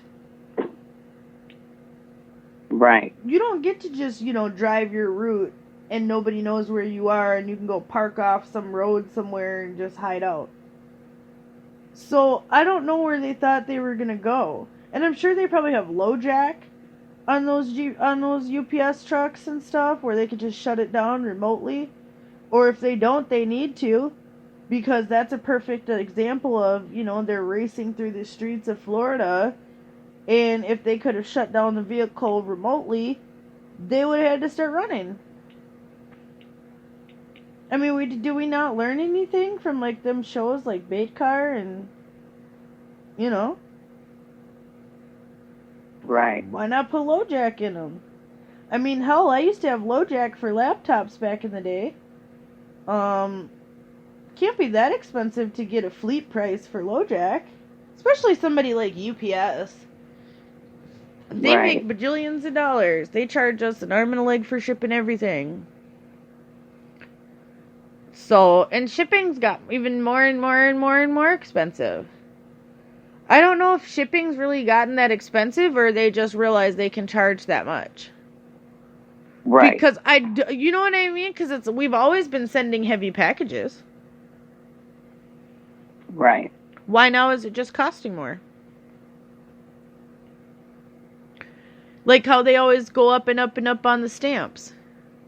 Why? Why is it costing more?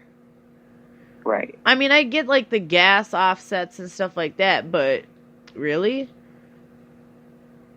You're telling me it's costing more to operate even though the way you operate doesn't change? I'm going to need the post office to really think about that for a minute. Why could I send, a 50-pound package in 1990, and now I pay, 12 times as much now? Right. It shouldn't be that much. It's still shipping the same package, and you had more primitive ways that took more gas then. Exactly. Right? Am I not wrong? Yes, gas cost less, but you had to use more of it, so did it really matter? So I'm going to need them to, calm down with the shipping. And, that's why people do use things like Prime. Like Jayhawk said, that's why he has a Prime membership. Yeah, this is why people get Prime. Because you can get free shipping. People will shop at websites that have free shipping over some that charge you for shipping. Unless it's something you really want. Or you can justify the shipping because something's on sale. If I buy something for $5 that I expected to spend, $20 total on, I might spend $10 on shipping because I didn't expect to spend that much. Still saving $5. Right. But if I get that same item and it's $20 and now they want to charge me $10 to ship it, nope. Now that costs $30. Email did destroy the post office to some degree. we're actually going to try to get on eventually Dr. Shiva, Ayudrai, and he is the inventor of email. But now he's a medical freedom activist. So I wanted him on, but yeah, he's the creator, inventor of email. Went to MIT. But that did destroy it, you know what I mean? And faxes and scanning and, you know, all these instant ways that we could get pieces of paper to people, and nobody writes anymore. Hell, half the people don't even know, kids don't even know how to write anymore. That is true. You know what I mean? Honestly, because kids are always using phones, and you can type on everything. I don't know if he knows Alcor. I don't know. I don't think he'd be definitely on his side because some of the conversations that I've got to hear from him. But, you know, I think that's one of the interesting parts about, you know, all of this is that when it comes down to it, all of these ideas just basically come to fruition through all of these different methods over time. You know, it wasn't instantly overnight, but, you know, slowly fax and this or that, you know, chipped away at what you needed to send and how you needed to say it. Once you could text and it didn't cost you, remember when you used to have to pay for text, Red? Yes, I do. Right? And then at first it was like, you know, per character. And then it was like, you know, 25 cents a text, or then it was like 5 cents a text. And then you could get like 100 texts for, you know, like $10, or, you know, and then it slowly started getting more and more and more as people started to text more and more and more. You know, to where eventually you could get unlimited texting. But, you know, that changed the way a lot of people talked. Because, I mean, you know, beepers, pagers. People use those a lot. Back in the 90s. That was a big deal. Did you have a pager, Ed? I did. I figured you did. You're a little older than me. I wasn't old enough to have a pager. By the time when pagers went out, I was like... I remember my dad having a pager until they stopped, like, carrying pager service at most, like, local places. Like, he was paying, like, $5, like, a month towards the end there.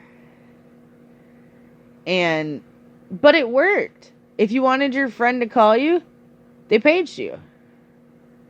Right. You know? It was instant. You could connect. There was this, no, I'm going to leave this message in my inbox for days. There was no inbox. There was no inbox. Either you had your beeper go off, beep, beep, beep, beep, beep, beep, or bzzz, bzzz, bzzz. Either way. Whatever way you wanted to have it turned on, whether it was the sound or the vibration. But when you heard that, you got up, you looked at it, it flashed. If you had a really cool one towards the end, they had all different lights. And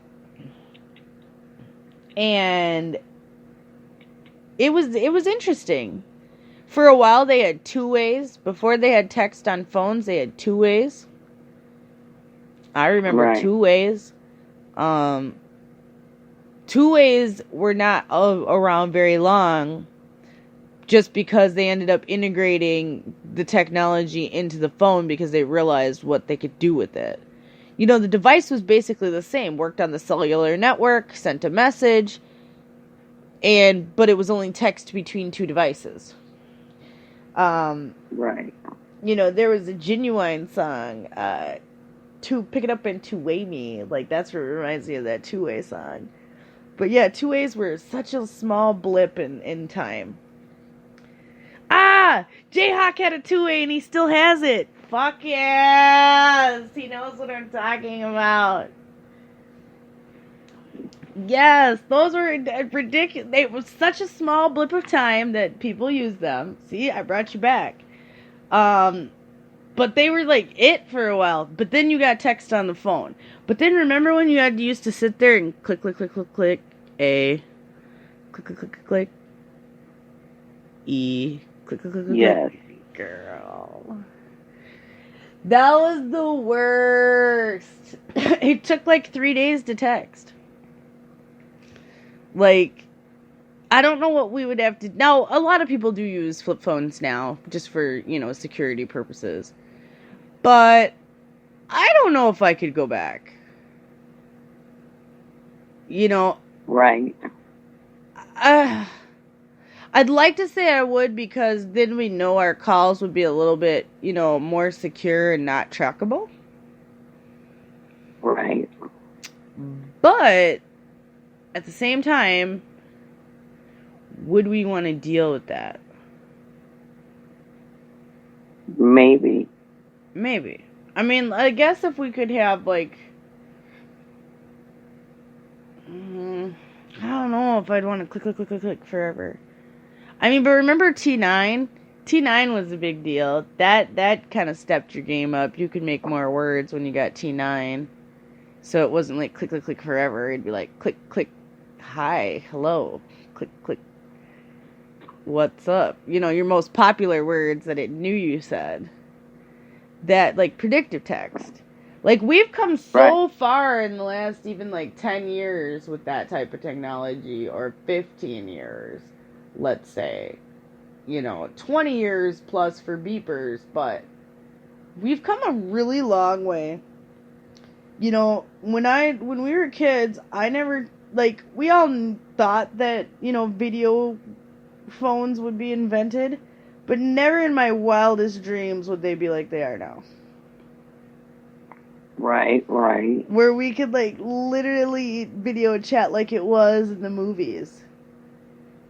Right. Yeah.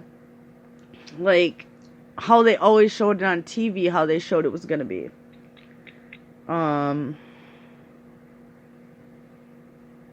That's interesting.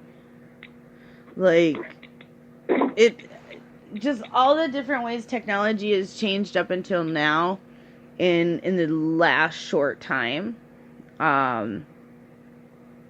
It's kind of fascinating to me, because now we're at a level of technology, let's say somebody went to jail 20 years ago.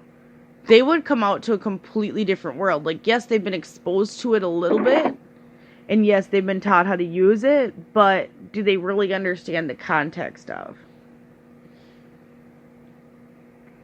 Right. How we've all kind of grown with it, how we've kind of moved forward with it.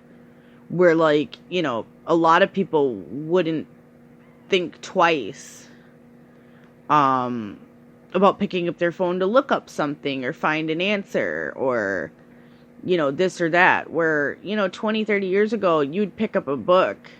If you wanted to know about a specific if we wanted to do research on these subjects, we would have to go to the library and hope there was a movie about this, or hope there was a microfiche film on it. It wasn't the same. Or hope your parents or a friend had the Encyclopedia Britannica and that it was in there. You're right. Yeah, I mean, we have so much. This is why I think it irritates me to death, too, when people refuse to have cognitive dissonance, because we have more information now at our fingertips than ever before. And we can sit and research to find the answers. And yet you spend time parroting an ignorant ass answer instead of rebuttaling with science. I got kicked off of the Government of Samoa page, right? Because I was speaking out about medical freedom. And the only thing people could say to me was, shut your liar face. You look like a dog old woman. Just ridiculous shit. Because they couldn't come back with science. I would at least appreciate, if you're going to argue with me, come with an appropriate argument, right? Right. come with some science. Come with, they always bring up some crap article or like some pro-vax crap, but then if you use your article, then they're like, oh, your article's shit and not science. Your article's shit and not science, okay? Because so we're not going to go anywhere if we can't be open-minded.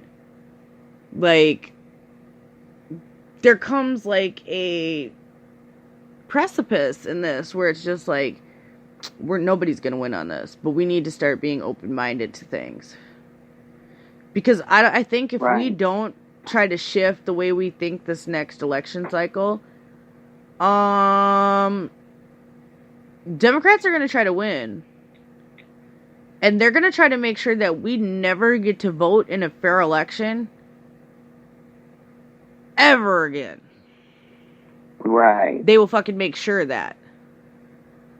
They've already basically killed the electoral system, and the electoral college. They've killed that because how many states are going to pull this shit that Colorado pulled? And sorry about that, Red, but Polis is bullshit for that. Giving all the popular vote to the candidate who gets the popular vote and not electoral college as it was written in the Constitution, which would be unconstitutional. Right. Or the Bill of Rights, Declaration of Independence. I don't know where it is, but I know it's somewhere written that we have electoral college, and so this is crap. And nobody said we could just skip over that because we decided one year that we didn't like to be beat in a certain way.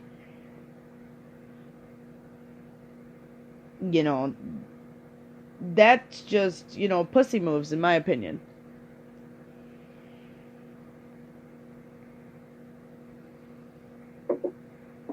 And I would agree. Yeah. I mean, it's interesting. Oh, Jayok was saying last week we were talking about Vegas, because we were talking about, like, the Vegas massacre and inside jobs and all that, and how we, like, broke the story with Joanne Moretti on that back in the day. And they were talking about this M240 that was being used, and if he was saying if you listen to the sounds, you'll hear the sounds, and the rate of fire are different, so it has different sounds. Which this is how they create cognitive dissonance. It'd be interesting to ask the people who saw the last two shootings in Hawaii and now Florida what they think they heard during these attacks. Because it's interesting how many of them state that they hear like different amount of gunshots, or they hear more gunshots or multiple gunshots from different directions. I didn't get to follow that Pensacola story from it breaking. I heard about it way after while they were doing the press conferences. But I'd be interested to know if at first they weren't like, another shooter, another suspect, one more person running around Pensacola. Because that's what they do every time. And then they're like, oh, nope, lone wolf.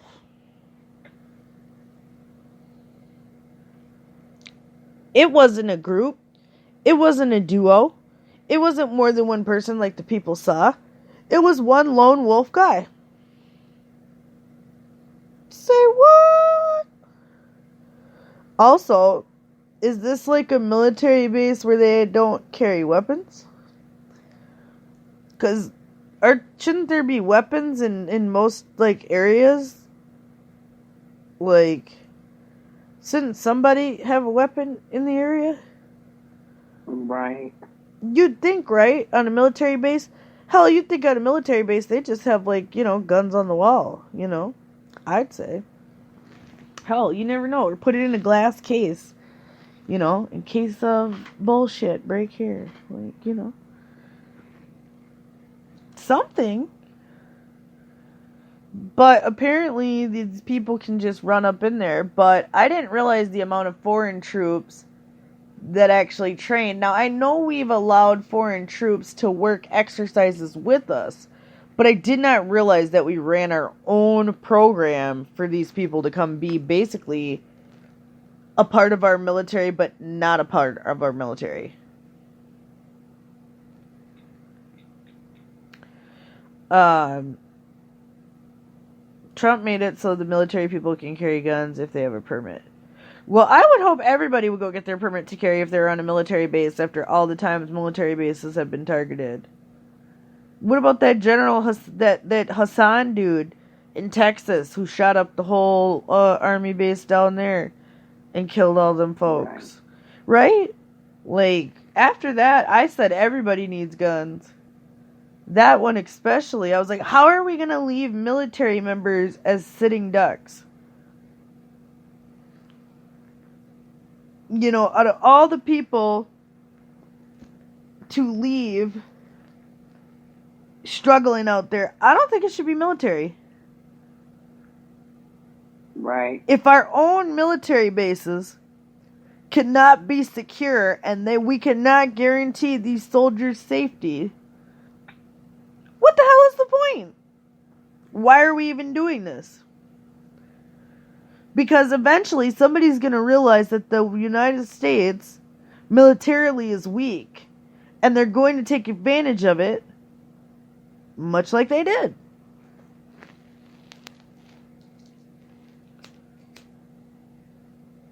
Right. We got to get it together. I don't know what we could do. But something's got to give, because is it distraction? Is it critical mass? All good questions. He said the Saudi person was in training to be a fighter pilot. He shouldn't have been allowed to have access to a gun. Yeah, because he's not an American citizen. But what about that backdoor loophole that once you've served in the military, though, that you have rights like an American citizen? What if he used that, though? Then he could maybe have the gun. I don't know how that works, but I know that if they do serve for X amount of time and fulfill their duty, if it's in their contract, that then they could get privileges as an American. Of which I don't necessarily disagree with. Because like you and I have talked about on air before, Red, if somebody's willing to put on the uniform of the United States of America and fight and die for our country, the least we could do is make him a citizen.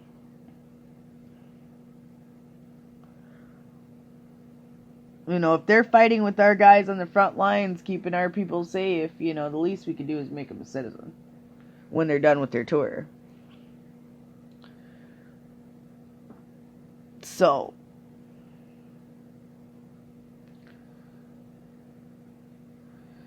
yeah, I figured that loophole probably wouldn't work for him because he's like Saudi under some special program here. And it seems like there's a couple special programs according to the article we read earlier. So I find that also interesting. You know, that they can funnel all these people in through these special military programs. And it's not readily talked about. What if they stage a coup? They said there's like 800 something Saudis here right now, as of last week, right? What if all 850 Saudis are like, yo, we tired of the U.S. Let's stage an insurrection. And try to take over. Go ahead. I have to go. Alright. Yeah, that's fine, Red. We're about to, wrap it up here.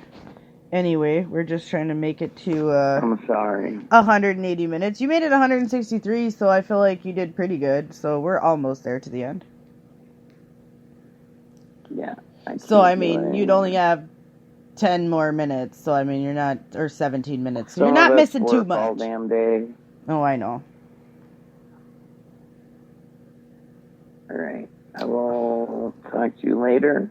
All right. Dare to be different. Dare to be you. Dare to learn to love yourself unconditionally. All right. Bye, Red. That was Red Gypsy, everyone. Red, I think, has to work at the farm in the morning, so she's got to get to work. And then, like I said, we have like 10 minutes left here. We'll at least try to make it to 170. So about 7 minutes left here to go. We can end a little bit early, just on because of that. But to know that I did know that ISIS was trained in Missouri, and ISIS was also trained here in Minneapolis. That is something that's well known around here. Like the high school I went to was known as Jihadi High. So that's something that, you know, has always been in the forefront. So it makes you wonder what the big distraction is. Like I said, we're seeing a lot of things happen at once. And whenever they like to speed up the news cycle like this, there's always a reason. Okay, so for the last few minutes, we'll go check out some weather news. Severe storm weather warnings up as Storm Atia heads toward Ireland in the UK. The Met Iron has issued a yellow and orange weather warning as Storm Atia is set to strike the country on December 8th, Sunday. The Met Office has warned that the massive waves, travel, and power disruptions, flooding, and damages to property are likely. Atia is the first named storm of the 2019-2020 season. Southwesterly winds swerving northwesterly will reach average speeds of 65 to 80 kilometers an hour, with gusts between 110 and 130 kilometers an hour, which is 68 to 81 miles an hour. The 8 areas under orange warning are Donegal, Galway, Leitrim, Mayo, Sligo, Clare, Kerry, and Limerick, beginning at 9 o'clock UTC Sunday. An orange warning means infrequent and dangerous weather conditions may pose a threat to life and property. A yellow status or wind advisory will be in place for Leinster, Cavan, Monaghan, Roscommon, Cork, Tipperary, Waterford, effective Sunday until Monday. The Atlantic chart shows the precipitation and pressure forecast in 6-hour intervals for the next 7 days. And the millibar pressures are already, when it's out in the ocean, just kind of off the tip of Greenland right now, making its way towards England, is about 981 millibars. So this storm is, you know, they say there's no activity, you know, in the Atlantic, and technically the Atlantic hurricane season would be over, but this storm is now a named storm, and this is one of the things I've been talking about, that they're naming winter storms still. And these storms have millibar pressures that are just as strong or stronger than some of the largest hurricanes we've seen. So I find that important and something to take note of as well. So, you know, they're showing this big storm with crazy millibar pressures that seems to then bottom out to about 1,000 millibars when it's, you know, completely over Ireland. So we'll see what happens. You know, with some pretty strong wind gusts. I hope that they don't see too much flooding and issues. We just saw an earthquake in England a couple days ago as well. So they say Atia will move from the west to the east through the latter part of Sunday and overnight into Monday. A yellow national severe weather warning for wind has been issued for the southwest of England and the west coast of Wales. The warning comes into force at 1500 Sunday afternoon and runs through 9 a.m. Monday morning LT. The UK is in for a unsettled period of weather with some very strong winds, especially along the west coast. Gusts of 50 to 60 miles an hour, with up to 70 mile an hour gusts around some coastal locations, as well as strong winds. There'll be coastal waves to the southwest, and strong winds will impact western parts of Ireland with gusts up to 57 miles an hour overnight. As the low pressure system moves eastward of the focus, the winds will move to the east coast of northern England and Scotland in the early hours of Monday with gusts up to 55 miles an hour. So that'll be an interesting storm to watch. As well as another storm is going to hit. Severe tropical storm Belna is heading towards Mayo and Madagascar. And it looks like this will be a direct hit for them. Unfortunately. Every spaghetti model, but like maybe 1 or 2 is showing that it's going to hit. Unfortunately. that's just really too bad for them. And it just blooms out of nowhere and just kind of takes over out there. And this is unusual. So the Mateo France noted a west-southwest movement and a central pressure of 985 millibars. Environmental conditions remain rather conducive for gradual then rapid development in the next hours. Warm water, excellent upper divergence, and the decay of moderate southeasterly vertical wind shear are likely to help Belna reach intense tropical cyclone status. At long range, uncertainty on the intensity forecast is important due to potential eye wall replacement cycles and the likely landfall on Madagascar. Inhabitants of the outer islands of the Seychelles, east of Comoros. Oh no. Okay, whatever. You know, my scrolling is just awful tonight, and it is being terrible. Mayotte, the northern coast of Madagascar, should closely monitor the progress of this system, and Mateo France warns. Increase in rainfall activity west of the Seychelles, highlighting Belna's potential development, started appearing in Mateo France daily bulletins on November 25th. Aided by the passage of a Kelvin wave. What's a Kelvin wave? In a favorable window in the Madden-Julian oscillation. Oh, we gotta look that up, you guys. We'll look into that more and find out what that mechanism is. A broad trough of low pressure began to take shape within the storm activity, extending across the equator. The disturbance became a tropical depression on December 5th and was named Belna at 1800 UTC that day. Mateo Madagascar issued green alerts for the Madagascan districts of Diana, Saba, and Sofia on December 4th based on a high probability of Belna impacting northeastern Madagascar. Accordingly, cyclone response measures were activated by the National Office for Risk and Disaster Management and humanitarian organizations across northern Madagascar.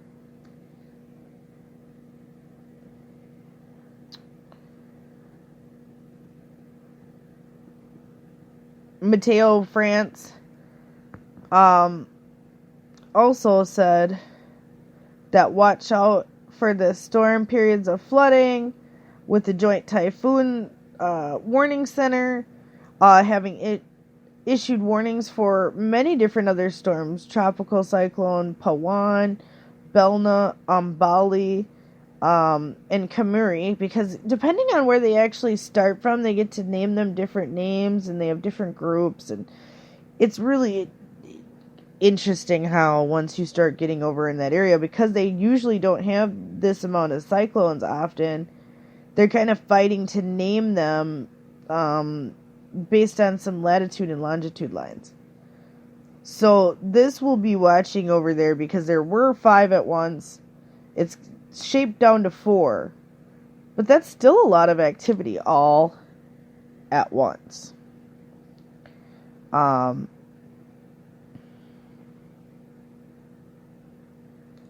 Yeah, when ISIS started driving captured 7-ton trucks, yeah, they had to be trained here. Yeah, you can't just drive some of these, heavy machineries and things around. That's not the way it works. That's why it concerns me. Like, are they setting people up to be here so that when the natural disaster does occur, that they already have these foreign nationals in place? We've been told that they could be used as UN peacekeepers, so that, incidents don't break out and such. Tropical storm Pawan about to make landfall over Somalia, which is interesting. You were talking about Somalia earlier. Landfall is expected November 6th, and into 7th. No, did they one day ago? November? They mean December 6th and 7th? They meant December, you guys, because yeah, it's dated yesterday. They're tripping me out. Okay, anyway, but they messed that up. Landfall expected late December 6th into December 7th, south of Isle, an ancient port town in the northeastern Nugal province. Pawan is the 8th named storm of the 2019 North Indian Ocean cyclone season. Tropical cyclone Pawan 06A is located approximately 926 kilometers south of Salah, Oman, and has tracked southwestward at 9 miles an hour over the last 6 hours. The joint tropical Watch Center. I don't know what the JTWC is, but it's like probably Joint Tropical Watch Center. Forecasters noted at 21 UTC on December 5th, 2019.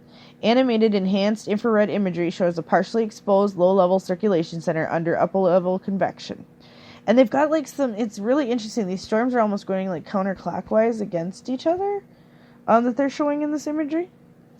The initial position is supported by a bullseye at 1734 UTC, December 5th, Mediop ASCAP pass, lending high confidence to the initial position.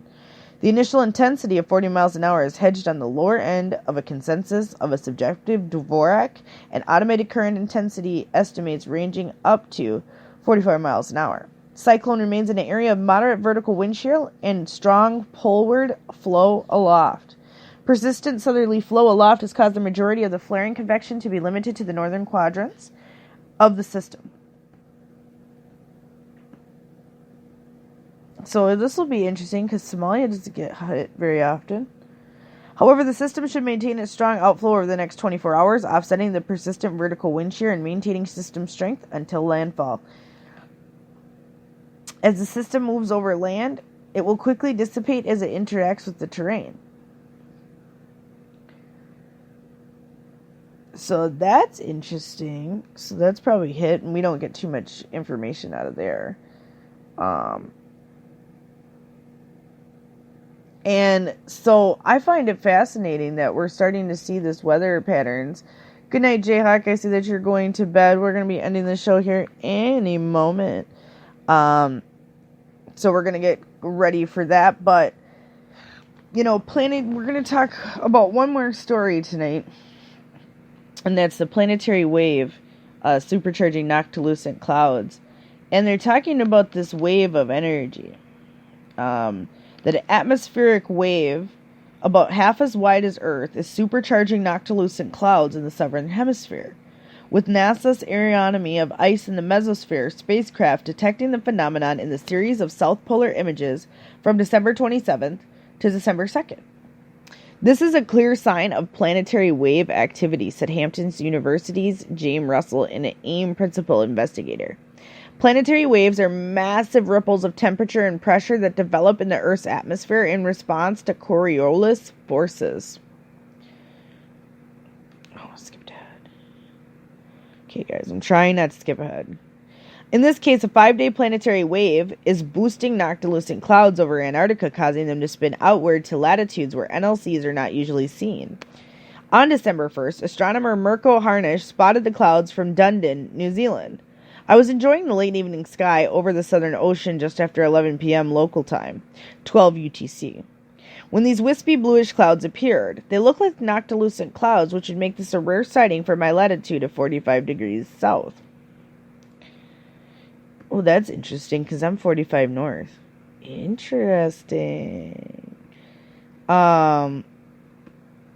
Spaceweather.com said it was indeed very rare, as this is the first ever submission of an NLC image from New Zealand. Noctilucent clouds are not an unusual sight over Antarctica. Such clouds form every year around the season when the first whiffs of summertime vapor rise to the top of the planet's atmosphere. Molecules of H2O adhere to specks of meteor smoke forming ice crystals 83 kilometers above the Earth's surface. These NLCs, however, are different as they're oddly strong and congregated in a coherent spinning mass. Lynn Harvey of the University of Colorado's Laboratory for Atmospheric and Space Physics and AIM science team members of the planetary wave is responsible for this. It is a concentration mass of cold water vapor in the mesosphere, causing it to pinwheel counterclockwise around the South Pole. Harvey has been monitoring the moisture and data from NASA's microwave LIMS sounder instruments.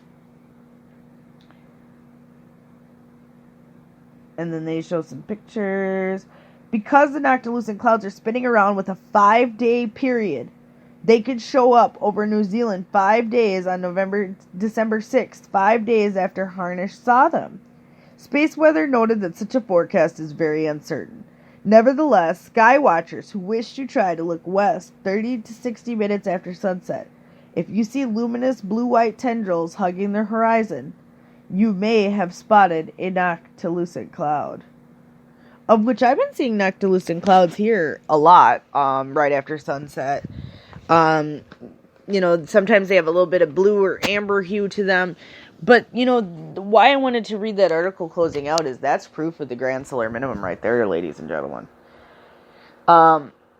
There is a caller on Marfoogle named Mountain Man who called in and said that he believed that there was this, ozone type hole thing that was allowing energy to hit the earth in waves. This energy with the 5 waves, a woman on Facebook named Laura Wells also talks about. You can also find her on Patreon. She talks about these predictions that come from Paul Begley and Mike Around the World, of which she talks about the 5 waves of energy that are supposed to be coming. So does Mike Around the World. It's supposed to be hitting the earth, and then when they hit the earth, we're going to see volcanoes and fires and nuclear explosions and plant explosions like we've been seeing. But to hear that this is happening in Antarctica, where this is a 5-day planetary wave, and it's coming from, and we know space weather particles are increasing and becoming stronger, how can we not say that there isn't more of these planetary waves hitting other parts of the planet? So I feel like this admits a lot of what we know with the grand solar minimum, finally admitting that, energy can reach the earth from space, from high up in space, and from a way that we didn't normally think before. So with that being said, I want to leave you with that. Have you ponder that as we, leave you for the night. A few things before we leave, business-wise. Please check out our website, freedomrevolutionnetwork.com. On there, you can donate. There is a store. You can play games. You can get a hold of us with a social network. You can chat. You can find all of our shows and show schedules. When you hit the show schedule, just click on the show that you'd like to be interested about and then go from there. Or you can click on the drop-down menu for FRN shows. We've put a lot of work into that website, so I'd appreciate if you guys check it out. Also, maybe think about donating to FRN Network, as well as think about sponsoring a show every month. There are ways to have recurring payments as well as one-time donation gifts.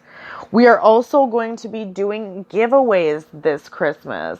If you donate higher $50 or more, you will receive a holiday Freedom Revolution swag bag, including potential EMA merchandise from Clarity After Dark, merchandise from Liberty Librarian, merchandise from a few of our new hosts that'll be starting soon.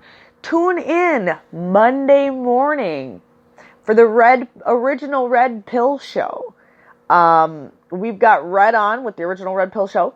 Not our Red that we know here, but a different Red, so turn in for that. He started creating it after, he was tired of the big banksters. He was tired of, all of this, non-cognitive dissonance, and I think you'll really appreciate the way that he comes to the air. He's a veteran on air. He was with us on our previous venture before this, Freedomizer Radio. So he's a well-versed veteran in the podcast world or live radio arena. So just hold on tight. Stay tuned. Tune in to Ron Tyler every single night with Emergency Management Associates, as well as the original Red Pill Show will be Monday through Friday starting at 6 a.m. Mountain Standard Time. So that is going to be, you guys, 5 a.m. Pacific, 7 a.m. Central, 8 Eastern. Maybe even some people in Hawaii will listen because it'll be late night for them. So we're going to have different strokes for different folks. We're also going to try to get on Louise McKenna, well-known Irish activist, artist, and alkaline vegan. So we're going to have her come on and talk about a bunch of different things. So thank you for being here with me tonight on Clarity After Dark. I could not do this without every single one of you listening out there. We appreciate you guys, our loyal listeners who keep tuning in week after week, year after year, month after month, to be with us here on Clarity After Dark, to be with me and Red, and come into our lives, see the unknown, the unseen, the uncharted, to thereby try to find a clarity after dark. From the land of 10,000 lakes and from the highest desert valley in the great American Southwest, good night, universe.